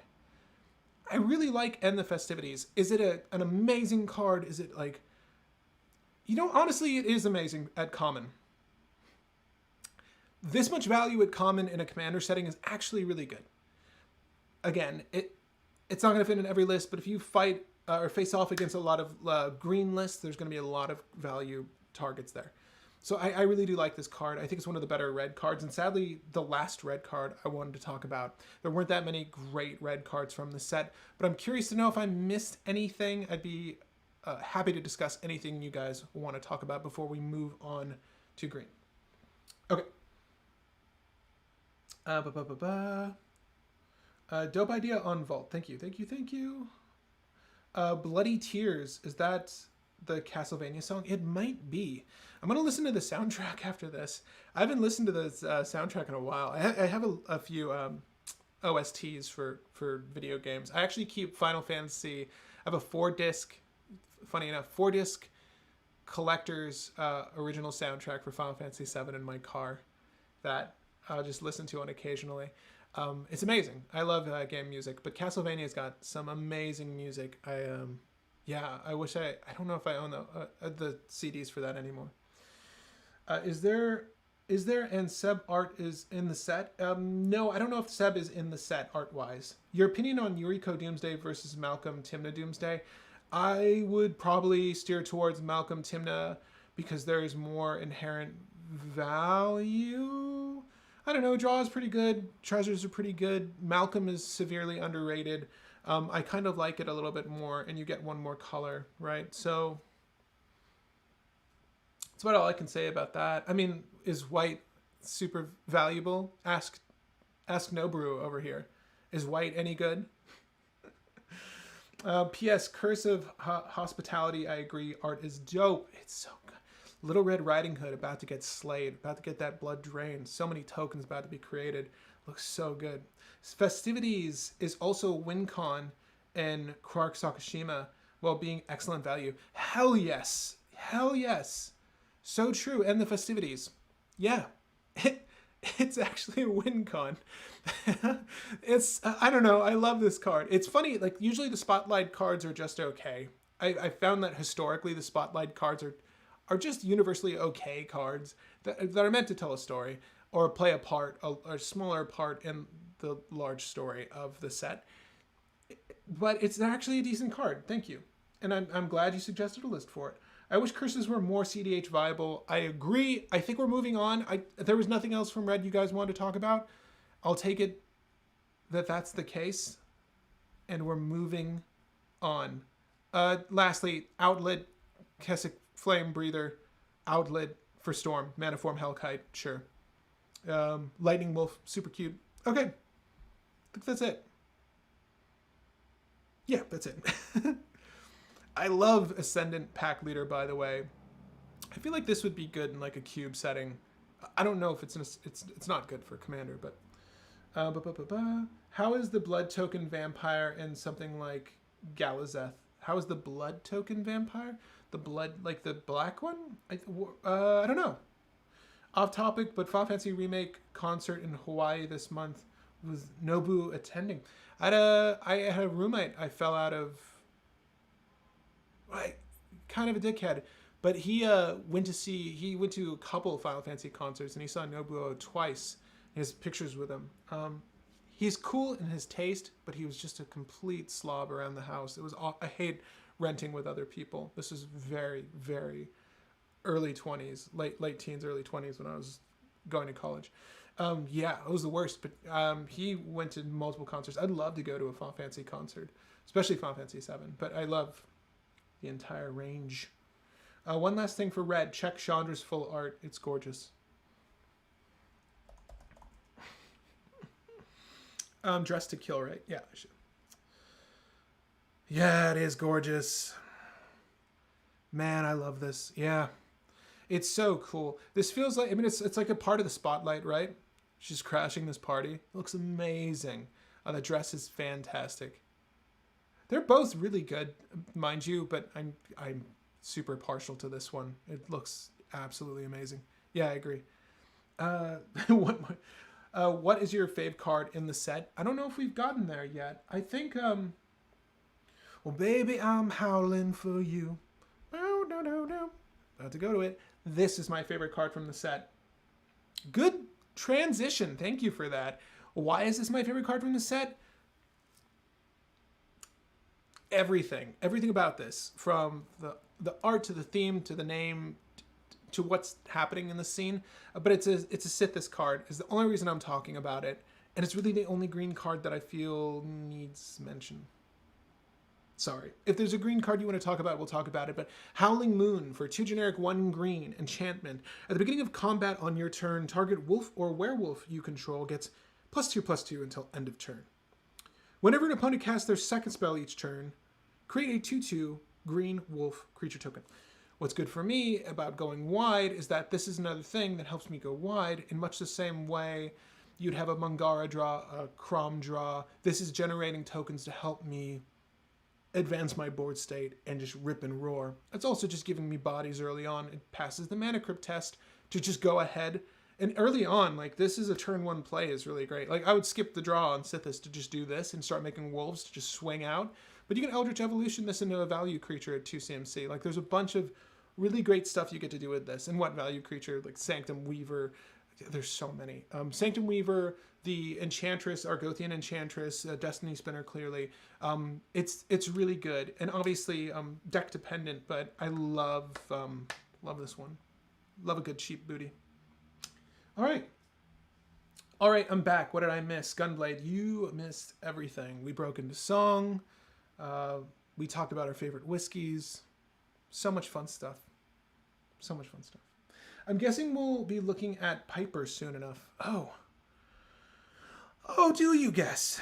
Do you guess? Piper's the one. It's much like the other Piper, Elvish Piper, that just puts creatures on the battlefield. Except this Piper does a little bit more. I forget the total name of Piper. It wasn't on my list of things to talk about, but thank you. She's here, right? She's green? Is she just green?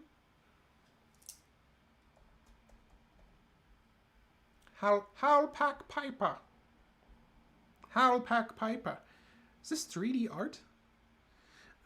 Oh, so it's a double face card. I didn't have it listed to talk about, but we can certainly talk about it if you'd like. It is near the end of our review, though, so hold off. If there's anything from green you want to discuss, let me know. I think I see one card right now, but obviously we'll talk about it. I don't think green is generally, it doesn't get, sadly green doesn't get that much good stuff for Commander. Like the stuff that is applicable in other formats is not applicable in Commander. But Dig Up feels like a good modality, not gonna lie. Averbark Caretaker seems like a good finisher, top end in green-white core ROL decks. So Dig Up, for 1 green, sorcery speed. When you look at these cleave cards, it's important to think to yourself, would I use this sans the cleave? Would I put this in my deck if it didn't say cleave? So Dig Up for 1 green, search your library for a basic land card, reveal it and put it into your hand, then shuffle your library. Would you play that in your Commander deck elsewise? So you can like color fix if you're in a multicolor deck, sure. There's that. And then for cleave, you can turn this into someone mentioned this earlier, Diabolic Tutor, right? Diabolic Tutor is a very unsung card. It's not played because it's for CMC. But Diabolic Tutor, this is the art I'm familiar with. I've never seen the Chandra one. That's so funny. Oh my god, it's been around for ages. Get yourself a foil one. So for 4 generic, double black, search your library for card, put that card in your hand, blobbity blibbity bloop. Easier to do. For 1 generic, double black, and 1 green, super demanding. Search your library for a card, put it into your hand, then shuffle your library.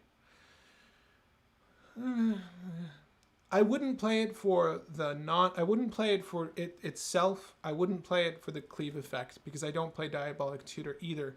Although I do agree that it's an interesting modality. I feel like there are better things to do. There's another green card that just hit me that I forget the name of it that I feel like should be played before this. It's from like Innistrad. I'm not going to remember it. But Dig Up is, I'm a little iffy on Dig Up. I'm not sure it's great. But Averbark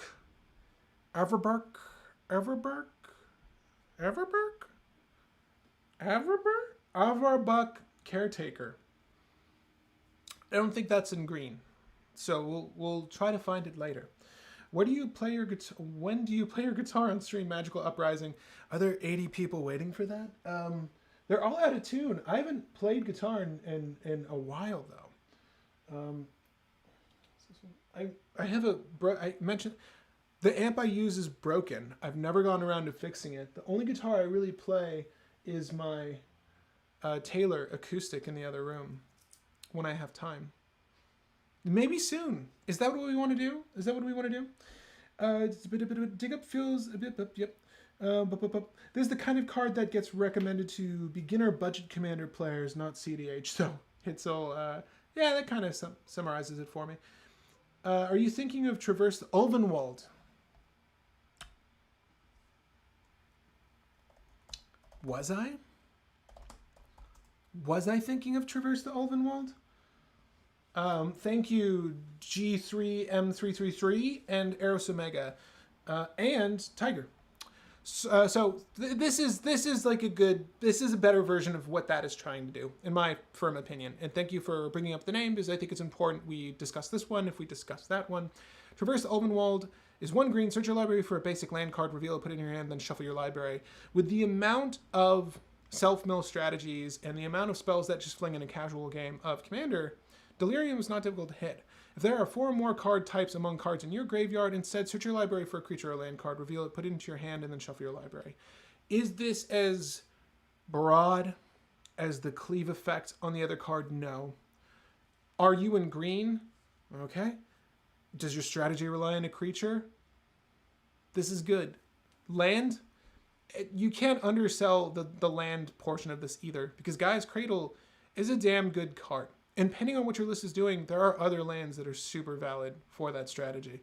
I like Traverse the Ulvenwald a little bit more than this. And again, when you do this search, sure, it's only hitting creatures and lands, but it's still only 1 green. So your whole turn wasn't burnt from doing the one thing, right? Because this is also sorcery. We can't do dig up on someone else's turn and like just have the value on our turn, like provided we didn't need to do anything else on their turn. Find that Traverse is just a little bit better. Again, niche, but better. Okay. The Caretaker is at MDFC. Thank you. Did you guys see Scryfall's original translated name for Beekeeper? No. There was a cleave card in the Mystery Booster test cards. Oh, no shit. Really? If Dig Up said land instead of basic land, I think yes. If Dig Up said land, oh, hell yes. Hell yes. Because that's super useful. Who doesn't, like, it's not crop rotation, but who doesn't just want for 1 CMC their land? It's like the next nearest thing is Sylvan Scrying, right? That's sorcery speed. That's the only one I can think of, right? But it's 2 CMC as opposed to 1. That would be amazing. They wouldn't do that, I don't think. It's a rare though. It's a rare with cleave. Okay. Multicolored cards. How long have we been streaming? Thanks for hanging out. This is 2 hours. I thought I was going to do this in an hour, eat dinner. I appreciate you all hanging out with me. Hopefully you're eating. I will continue drinking my scotch. Anya, Maid of Dishonor.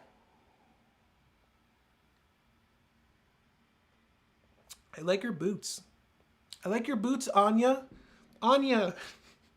I like your boots. She would kick me in the face and I'd love it. 2 generic, Rakdos, legendary creature vampire, 4/5 Bade. It's a big booty, Anya. Whenever Anya, Maid of Dishonor and or 1 or more other vampires enter the battlefield, don't concern yourself with that. Under your control, create a blood token. What is a blood token, I hear you ask? This ability triggers only once each turn. Okay, so just screw yourself, okay? You trying to break the rules of the game? Screw yourself. A blood token is an artifact that says for 1 generic, tap, discard a card, sacrifice this artifact. Any other cost you want to throw in there? Draw a card. For 2 generic, sacrifice another creature or a blood token. Each opponent loses 2 life and you gain 2 life. So, there's the rub. I've always wanted to use that phrase. I don't know why. I don't rub down very many things, but Anya. Anya, World Gorger Dragon. Animate dead, infinite mana. How many blood tokens? Enough. Enough blood tokens. If you've never done the World Gorger Dragon loop, don't.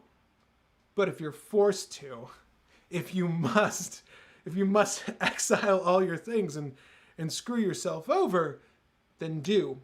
I think that this version of Anya, and this is going to be a hot take here. We got to go full screen for this.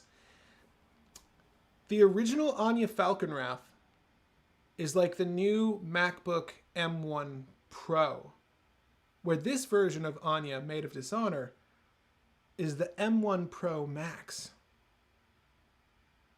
It's better. It's better, in my opinion, because your deck isn't chocked full of, because we've done a deck tech, a very popular deck tech on the channel discussing the original Anya Falconwrath, and it's like, your deck is just littered with shitty cards. Shitty, horrible cards. Where Rakdos, I have a Rakdos list behind me, I know I had to look at it, it's filled with good cards. Not just madness cards for the sake of doing a thing to find a solution. Instead, we could just chalk our deck full of good shit and interaction, and then when we're ready to go off, we'll have more forms of interaction to ensure that our damned stupid dragon goes off. Because when you animate dead, exile all the things, return the thing, and then the World Gorger Dragon, all these things come back, all your lands come back untapped, All your Anyas come and make blood tokens. You make infinite mana, and then you pay to sacrifice a blood token. Each opponent loses 2 life, and you gain 2 life. Rinse and repeat with the dragon. M1 max. That's what this Anya is. I won't hear any arguments. I'm sure there's many. But I think this one's good. Let's see if the other art is has just as good boots. Good soup. No boots.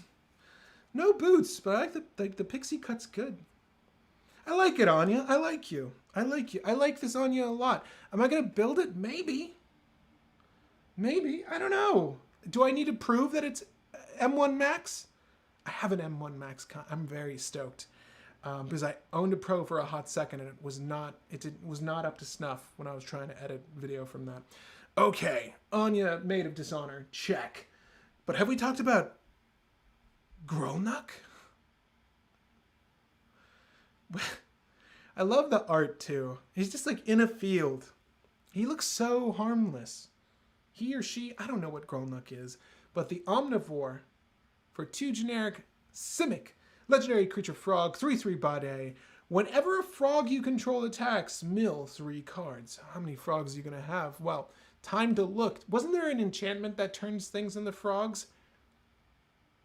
Flavor win if you play that. Whenever a permanent card is put into your graveyard from your library, exile it with a croak counter on it.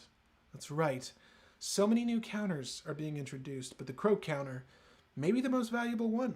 Because you may play lands and cast spells from among cards you own in exile with croak counters on them. So what really happens here when you tap Hermit Druid? Do we know what Hermit Druid is? It's a little dude, he's peeking behind a tree. He puts your deck into your graveyard if you don't have any basic lands. So Grolnuk, with a massive mill strategy. It could be some sort of storm brain freeze thing, anything. Put your library into your grave. All your permanents get exiled. All your non-permanents exist in your grave. So what do you do after that? Well, the Grolnuk player, the savvy one, cast Thassa's Oracle. That's what you do. Was it a surprise? Thassa's Oracle. And like, oh no, I'm gonna stop. I'm gonna counter your Thassa's Oracle. You cast your Snapcaster, you croak out a Snapcaster Mage, and you get your freaking Pact of Negation with Flashback because it's in your graveyard. Grolnuk is like, it very much builds itself. Blue builds itself. Counter spells, Chain of Vapor, Thassa's Oracle, Cyclonic Rift. That's blue in a nutshell. But then with Grolnuk, you get a little bit of a twist. Got a little twist in your beverage tonight. Do you like orange zest? We'll find out. Okay, last one I want to talk about before I turn to you. Frogify. Thank you. Is it a toad? Is it a frog? It's a frog. Okay. Oh, Kaya, Geist Hunter. Who are you gonna call? This girl. When you need to token double. For 1 generic and Orzhov, legendary planeswalker Kaya comes in with 3 loyalty. Is there alternative art for this Kaya? I should really look up these things before I do these streams, but you're gonna just get to look at them with me. Geist. Hell yes! Oh my god! Why is it turning into petals? I don't even care. Is there a reason behind this? She is messing up that Geist. And if there's any spirits with their fucking lanterns nearby, they're going to get screwed too. But Kaya, Geist Hunt, because we're here and this art is amazing. They're both good. But can we there. She's even got that little flask next to her. She's holding both her blades. Oh, so good. +1. Creatures you control gain Death Touch until end of turn. Put a +1/+1 counter on up to 1 target creature you control. So Timna, you get the +1/+1 counter. Stay there as a blocker. Everyone laughed at your stats. You're getting better now. You're getting better now. Everyone else. Draw me cards. -2. Until end of turn, if 1 or more tokens would be created by Dockside Extortionist under your control, twice that many of those tokens are created instead. So that means your Dockside Extortionist is going to make 12 treasures. And only because you decided to play Tymna. Did you need more reasons to play Tymna as your partner? Did you need more reasons to just cram in a commander that draws you cards for attacking?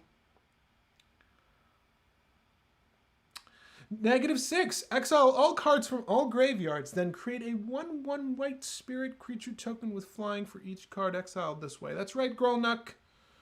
I'm coming for you. Because as soon as you tap the Hermit Druid, I kill the Grolnuck, and then I exile all cards from all graveyards. Hope you didn't have that many creatures. The -6 is negligible.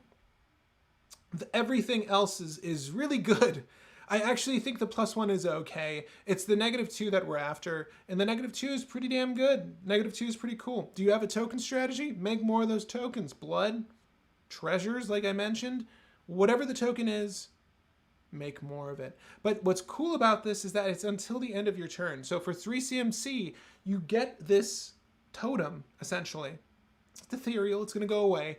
But you make as many tokens as you ever dreamed of till the end of your turn. That's really not that bad. Kaya Geist Hunter, probably my favorite multicolored spell from the set. I pass it off to you. What multicolored spells do you want to talk about? Say it. Say it! Really wish I brought the scotch. I love how MTG frogs always have a human toothpick arm. Paul Dyson, true. All spirits that are blue, lanterns, chains, all toads, toothpick arm. They must give them, like, there must be a handbook for what they expect to see when they request a card. They're like, you know what I'm going to say to you, right? The toad is missing a toothpick arm. I don't know that M1 max means, it just sounds like a random letter, number, and word. Hitzel, you need to get on the latest tech trends. I can't help you that you don't understand that Apple Silicon is in the most recent MacBook Pros and that it's rocking the fucking industry right now. Okay, I can't help you with that. But they're really powerful laptops. And what I'm saying is that the M1 Max, as the name would suggest, is better than Pro. Can you get more professional than Pro? Apparently, it's Max. How about the new Horror Mill Tribal? How about the new Horror Mill Tribal? I don't know. Is there a name for this? Arcane Adaptation Maskwood Nexus? Arcane Adaptation?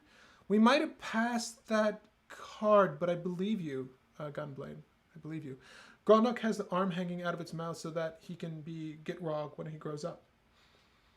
That's cute. Maybe even better than... Maybe better than Gitrog, though, because it has Thassa's Oracle and counter spells, and it's not as expensive. Although it doesn't draw cards, Grolnuck. Doesn't draw cards. Great deck to play the Omnibian in. Glory to the Hypnotoad. All hail the Hypnotoad, says Trent. Imagine a Simic neck not winning with Thoracle. I know what you mean. Hypnotoad. Kai disappointed me with having the token doubler as a temporary minus ability. Could you imagine if it said you gain a, what is it called when you gain an emblem? No way that this would be an emblem. I understand your disappointment, but at 3CMC, I don't... Does anyone produce an emblem at 3CMC instantaneously that's that good? I mean, is it better than just being in green and running an enchantment that does the same thing? I don't know, but you're an Orzhov. It's just weird that it's an Orzhov. That Tymna just looks at that and says, what are the possibilities? Are there things for this? Probably. I think the Falconwrath vampires turn into petals. Or one of the bloodlines. Vampires, people complained when the vampires shined in Twilight. Petal vampires, though. That is a step up, I think, from shining vampires. Kaya's mohawk cut grew back quickly in the universe, huh? Yeah, she had a mohawk in Kaldheim. Kaya Geist Hunter full art is a Jedi. Yeah, she kind of is, isn't she? She kind of is. Check Umbris. Fear manifest after this. Check Umbris. Umbris. Hey la Umbris. Is it a multicolored card? We'll check out Umbrist in a second, I'm sure. Cleave Counterspell is my vote for best card, says Gabriel, which is Wash Away. I think, so far as Commander is concerned, you could argue it's the most impactful. It has play in every setting. Yeah, I agree. I can forgive you for being an Apple bro. I don't know what I'm supposed to say. I like the applications that Apple has, man. Like I don't know. I like the magnetic. I like the magnetic. The storyboard. What do they call it? Timeline and Final Cut. Like I like editing in Final Cut. It's predominantly why I use Apple, but they're good. They've got a lot of issues though, for the most part. Like there are some things that should just be native on the laptop, like capturing audio in laptop that you have to download third-party applications for, software for. Otherwise, I really like Apple's. I just bought this iPhone 13. Oh, so good. Yeah, it's amazing. Apple products are great. Sorry about that. Apple talking notes from playing EDH when comes to naming their most powerful thing, Max. Yeah. Arcane Adaptation and Masswood Nexus are not in the set. They just turn everything into frogs. Oh, thank you, Gunblade. You are the best. Joseph Isel, isn't Urith just a worse Riel? So Riel is also an Izzet.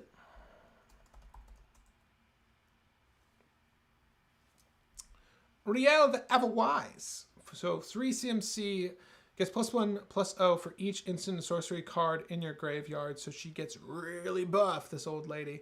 And whenever you discard one or more cards for the first time each turn, draw that many cards.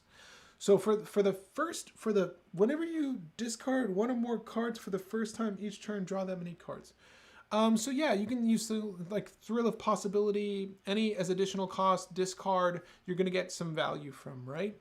Where Urith at 3 CMC with some of the best altar art, like I was talking about this when we did our recent, the guy who played Renfield in my theater production of Dracula. Kind of a dickhead. A little too artsy for his own good. But I like that art. I don't know why that hit me right there. Urith, Tormented Prophet. 1 generic, 1 blue, 1 red. Best art. Legendary creature, human wizard. If you would draw a card, exile the top 2 cards of your library instead. You may play those cards this turn, 2/4 body. She doesn't get any bigger. And that's going to have to be okay. Is this a better or worse version of Riel? It's not. Riel has a few more limitations on it, right? Whenever you discard one or more cards for the first time each turn. So you're not going to be able to storm as hard, but you are putting these cards into your hand. Mind you, you do have a limit, unless you're playing Spellbook. Like, you do have a limit of cards you can have in hand. So you can storm and get value and manage the board with some control magic. Urith is doing a different thing. I wouldn't say one is better than the other, but Urith is allowing you to get value off of any of your draw utilities at any time, multiple times over. So if you're truly storming and you have an ability that lets you draw, this is actually not that bad. I wouldn't say one is better than the other. I don't know if Urith is cEDH viable or not, but I'd love to see a list if anyone's making a list. I'd love to know. I'm about to move on though. Anointed Processions is in white. Look up the card Graveyard Dig for the Task Cleave. Oh, sure. After this, we will move on. Umbrus is the set booster commander, so not actually part of the main set. Ah, got you. Graveyard Dig. Return up to 2 target black or green creature cards from your graveyard to your hand. You may cast this spell for 2 generic and... Oh, cool. It's interesting it's a split cost. Golgari, if you do, ignore the bracketed text. Yeah, sweet. That's really cool. Thank you for highlighting that. Yeah, I didn't know that existed. That's so dope. Okay, so moving on from multicolored. Going to artifacts, and guess what? Got nothing to talk about. Do you run Dollhouse of Horrors in Belby, the Corrupted Observer? Maybe. Maybe. I don't know. The eyeball in the window, though? Was I talking about Castlevania earlier? Investigator's Journal, is this a good card? Maybe. I don't know. Man, they did artifacts dirty this set. Like, none of these are good. None of these are good. Usually, like, sets have at least one decent artifact, but these are kind of just shitty. It's upsetting. It's really upsetting to say. What do you all think of the new Audric? The art is sweet, at least. Jack, I think it's okay. It's not very good. You produce blood counters based off of... It's like the same thing Audric does normally, but you get blood counters, or tokens. And you could double those with Kaya. It's okay. I actually pulled the Test Cleave card in the same pack as a Mana Crypt 2 days ago. That's amazing! You just ripped up the Mana Crypt and kept the Graveyard Dig, I'm assuming. But yeah, artifacts are okay. There's nothing to talk about. I very briefly discussed the ones that have any sort of potential... Dollhouse of Horrors and Investigator's Journal, but very niche. Investigator's Journal is just another way to draw. So if that's relevant to you, right, then you have another True CMC artifact that does that. This is an interesting one. It's fine. It's just fine.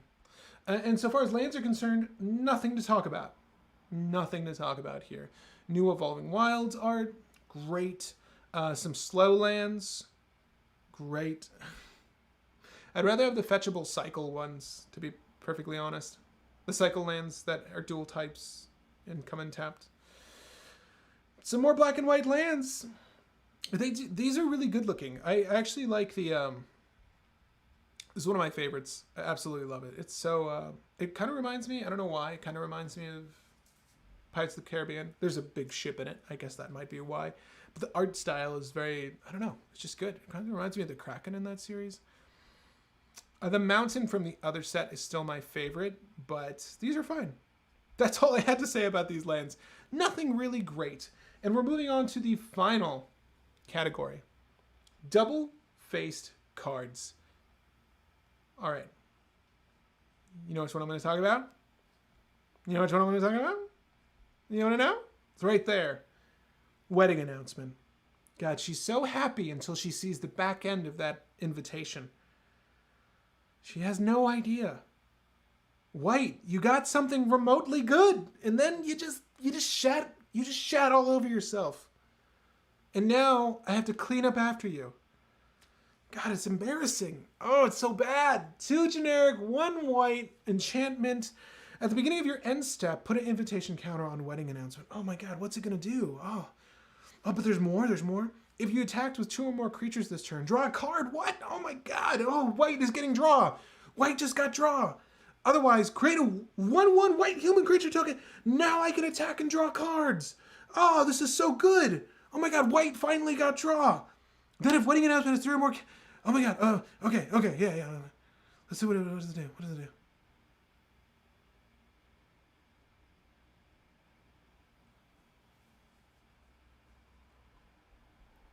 Yeah.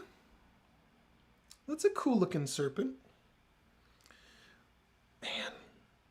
Oh my God, spirit with chains, but no lantern. Is there a lantern on the back? Did they redeem themselves? No, there might be a lantern off border there. Yeah, what? Is this a May? Is this a May? Do we have to go to the wedding at all? Can I pass on the wedding? Can I just keep this top effect that so does everything white wants to do and benefits off of having tokens? Instead of just shitting all over ourselves, can we not go to the wedding, honey? Is it possible to not go to the wedding? Do you mind? Like, I have a thing that week. I'd rather draw cards is what I'm saying to you, darling. I love you. I'm not into Olivia. This weird power play she's doing. I get that I'm a vampire, but I sort of just got bit into this life. Like, I don't want to go. Can we not just make human creature tokens instead? Let's go to the +1/+1 to all the creatures you control. An Anthem. Really went full circle there, White. That's the other thing you do. The thing that people don't generally give a shit about because there's artifacts that do this. Oh, so bad. Why did I have to? That was the last card. Is there anything you guys want to talk about? Yo, my God. Okay. I've heard people call the cycle of lands lazy lands. Hitzel. Torrens will be going in my Kyler stacks. Torrens? Torrens? Torrens.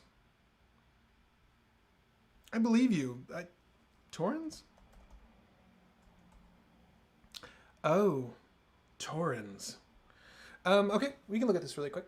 But yeah, that was it for modal double face cards. That's the only one that need to be talked about in my firm opinion. If there's another card you want to talk about from any color, from any category, feel free to shout it out. And then we're going to close this one out because I need to eat food before I go to my first day of work at my full-time job tomorrow. Fact. But Torrens. Fist of the Angels. That's right. He's fisting it. No, that's not what he's doing. For 1 generic in Selesnya, legendary creature, human cleric, 2/2 Bade training. We all know what that does. Whenever you cast a creature spell, did I set a reminder to eat? Whenever you cast a creature spell, create a 1/1 green-white human soldier creature token with training. More training. Everyone's training these days. All right? Get that Peloton. Go to the gym. Do more. Take care of yourself. Fist some angels. Yeah, this is good. They don't have haste, though. It's the same quandary that our girl Siona is facing, right? She's a 1/2 punch with everyone's favorite card. Shielded by Faith.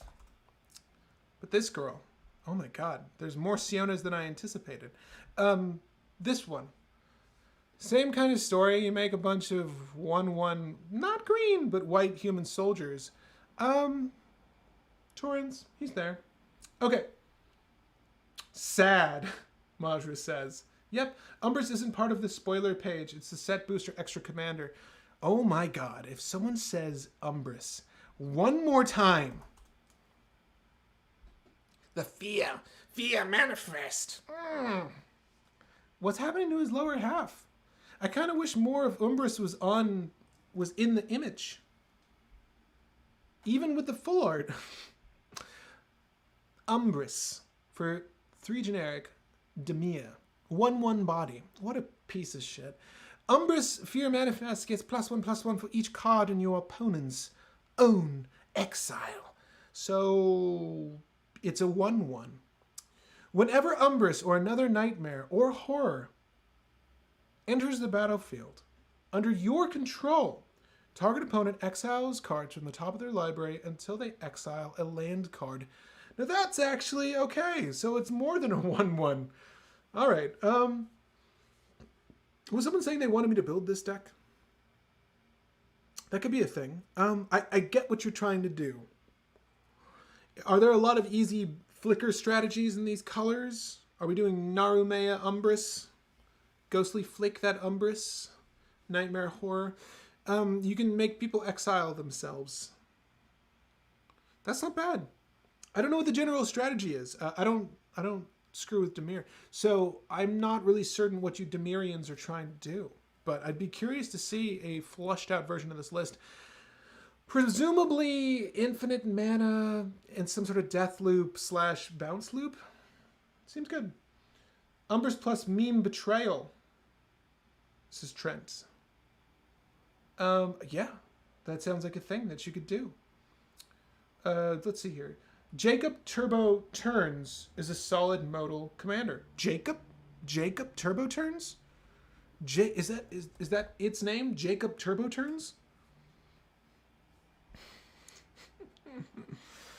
I love this art. Jacob Turbo Turns. Okay. Draw a card, then exile a card from your hand face down. That's right. No one gets to look at it but you dirty dog. You may pay 6 mana, and that's a total of 4 generic and double blue, 2 tiers. If you do, transform Jacob. Turbo turns. Okay. There's a lantern. There's a spirit with chains. I am telling you, it's in the playbook. They're like, if you're gonna do the spirit, I don't see enough chains. I don't see enough lanterns. At the beginning of your upkeep, exile the top card of your library. Face down, you may look at that card for as long as it remains exiled. Once during each of your turns, so just your turn, you may play a land card or cast a spell from amongst the cards that were exiled with this permanent without paying its mana cost. And what's cute about this is that all the things you exile off the top end also count. Jacob turbo turns, get that shit rolling. This is okay. High tide that bitch. Jonathan Harker, this is the character I played. And it's blue. God. That's why I ignored it. My boy's got a lantern, though. He's halfway to becoming a spirit. He had a revolver in my show. At any rate. God, sorry. Thinking Baldwin news. Horrible. Protecting your whole board and closing game. And ROL keeping her as a werewolf permanently. Monastery mentor that can be in the command zone. What? Who? What? Oh. Averbuck.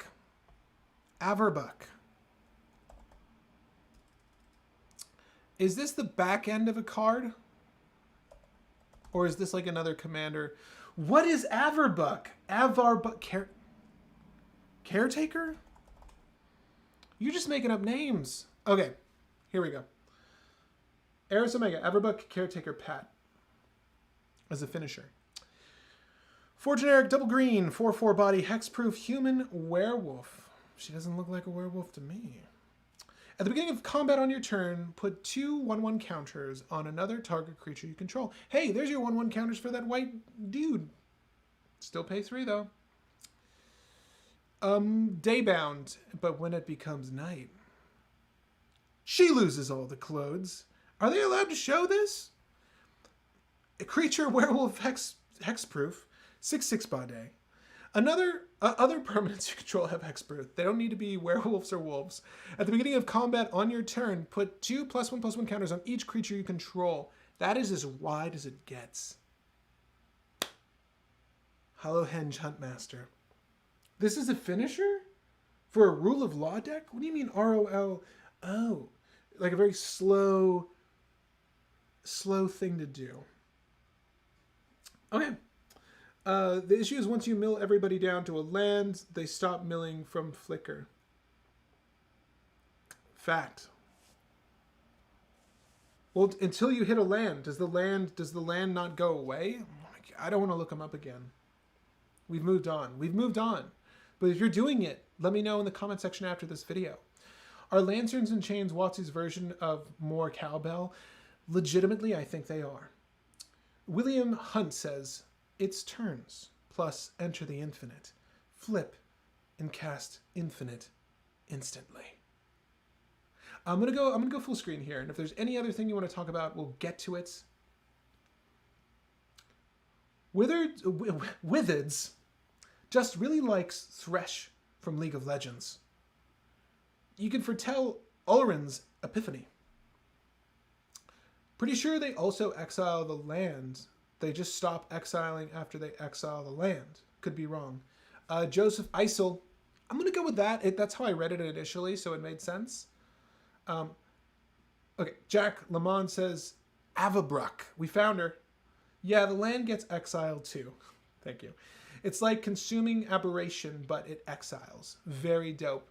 Gang, I hope this was all-encompassing. I hope this was the best set review you've ever seen. And if so, I'll highly encourage you, nay, implore you, open invite, to like this video and, of course, share it with your friends, family, grandma. Try to get it in there before Thanksgiving. This is a long one. It might take her a while. But I enjoyed talking about this set with you guys. Of course, we're going to do this with all future sets. If you want to cover the Commander sets, we can. We're likely going to discuss it in the Discord, so if you're not a member of the Discord, I'll highly encourage you to join us over there. Every Tuesday, they're trying to hold games. Josh is hosting games over on the Discord, but we're trying to get more people playing on Cockatrice and webcam. So if you want to join in for a little bit of camaraderie, join us over there. Of course, if you're a Patreon member and a YouTube member, we play games on the channel. And I'm hoping to do that at least once a month, but I want to redo the formula so that it's more of like a talk show and encompasses a few other things. Because the streams, as I mentioned earlier, I'm hoping that I can have a camera on my face, a camera on the table, and just going off with interview questions for you guys. I don't know why I'm interviewing Patreon members, but that just seems like a fun thing to do. I don't know why. I'll finagle it. But yeah, Innistrad, Crimson Vow. That was it. The best set in MTG? No. But it's another okay one for the books, and there's certainly things to talk about at least. But guys, as I do with all these videos, I like to thank our Patreon community, and letting those credits roll now. I have not updated this for the current membership, but there are over 120 of you beautiful people, and I'd like to thank you personally. Thank you so much for helping this show continue. I love doing this program. This program is what kept me aloft for quite a long time there during the pandemic. I have you guys to thank for encouraging me to start this up, and of course, committing to this content. You guys are the best. Even with the full-time job, of course, I want to continue doing this. So it's like, I get to work 6 days a week, but this is hardly work for me. I actually thoroughly enjoy getting together with you guys and talking through Magic. But Innistrad, Crimson Vow, what was your favorite card? What was your least favorite card? Tell me, don't tell me. It's fine. I really just want to know what your grandma's doing. That's really what I'm driving at today. But guys, thank you so much for tuning in and viewing this review. Hopefully it was helpful for you. Again, if there's anything I missed, feel free to chat about it in the comment section after the video. I love hearing about new strategies and new combos that come out. Again, my name is Patrick Marlett, and happy brewing, babies.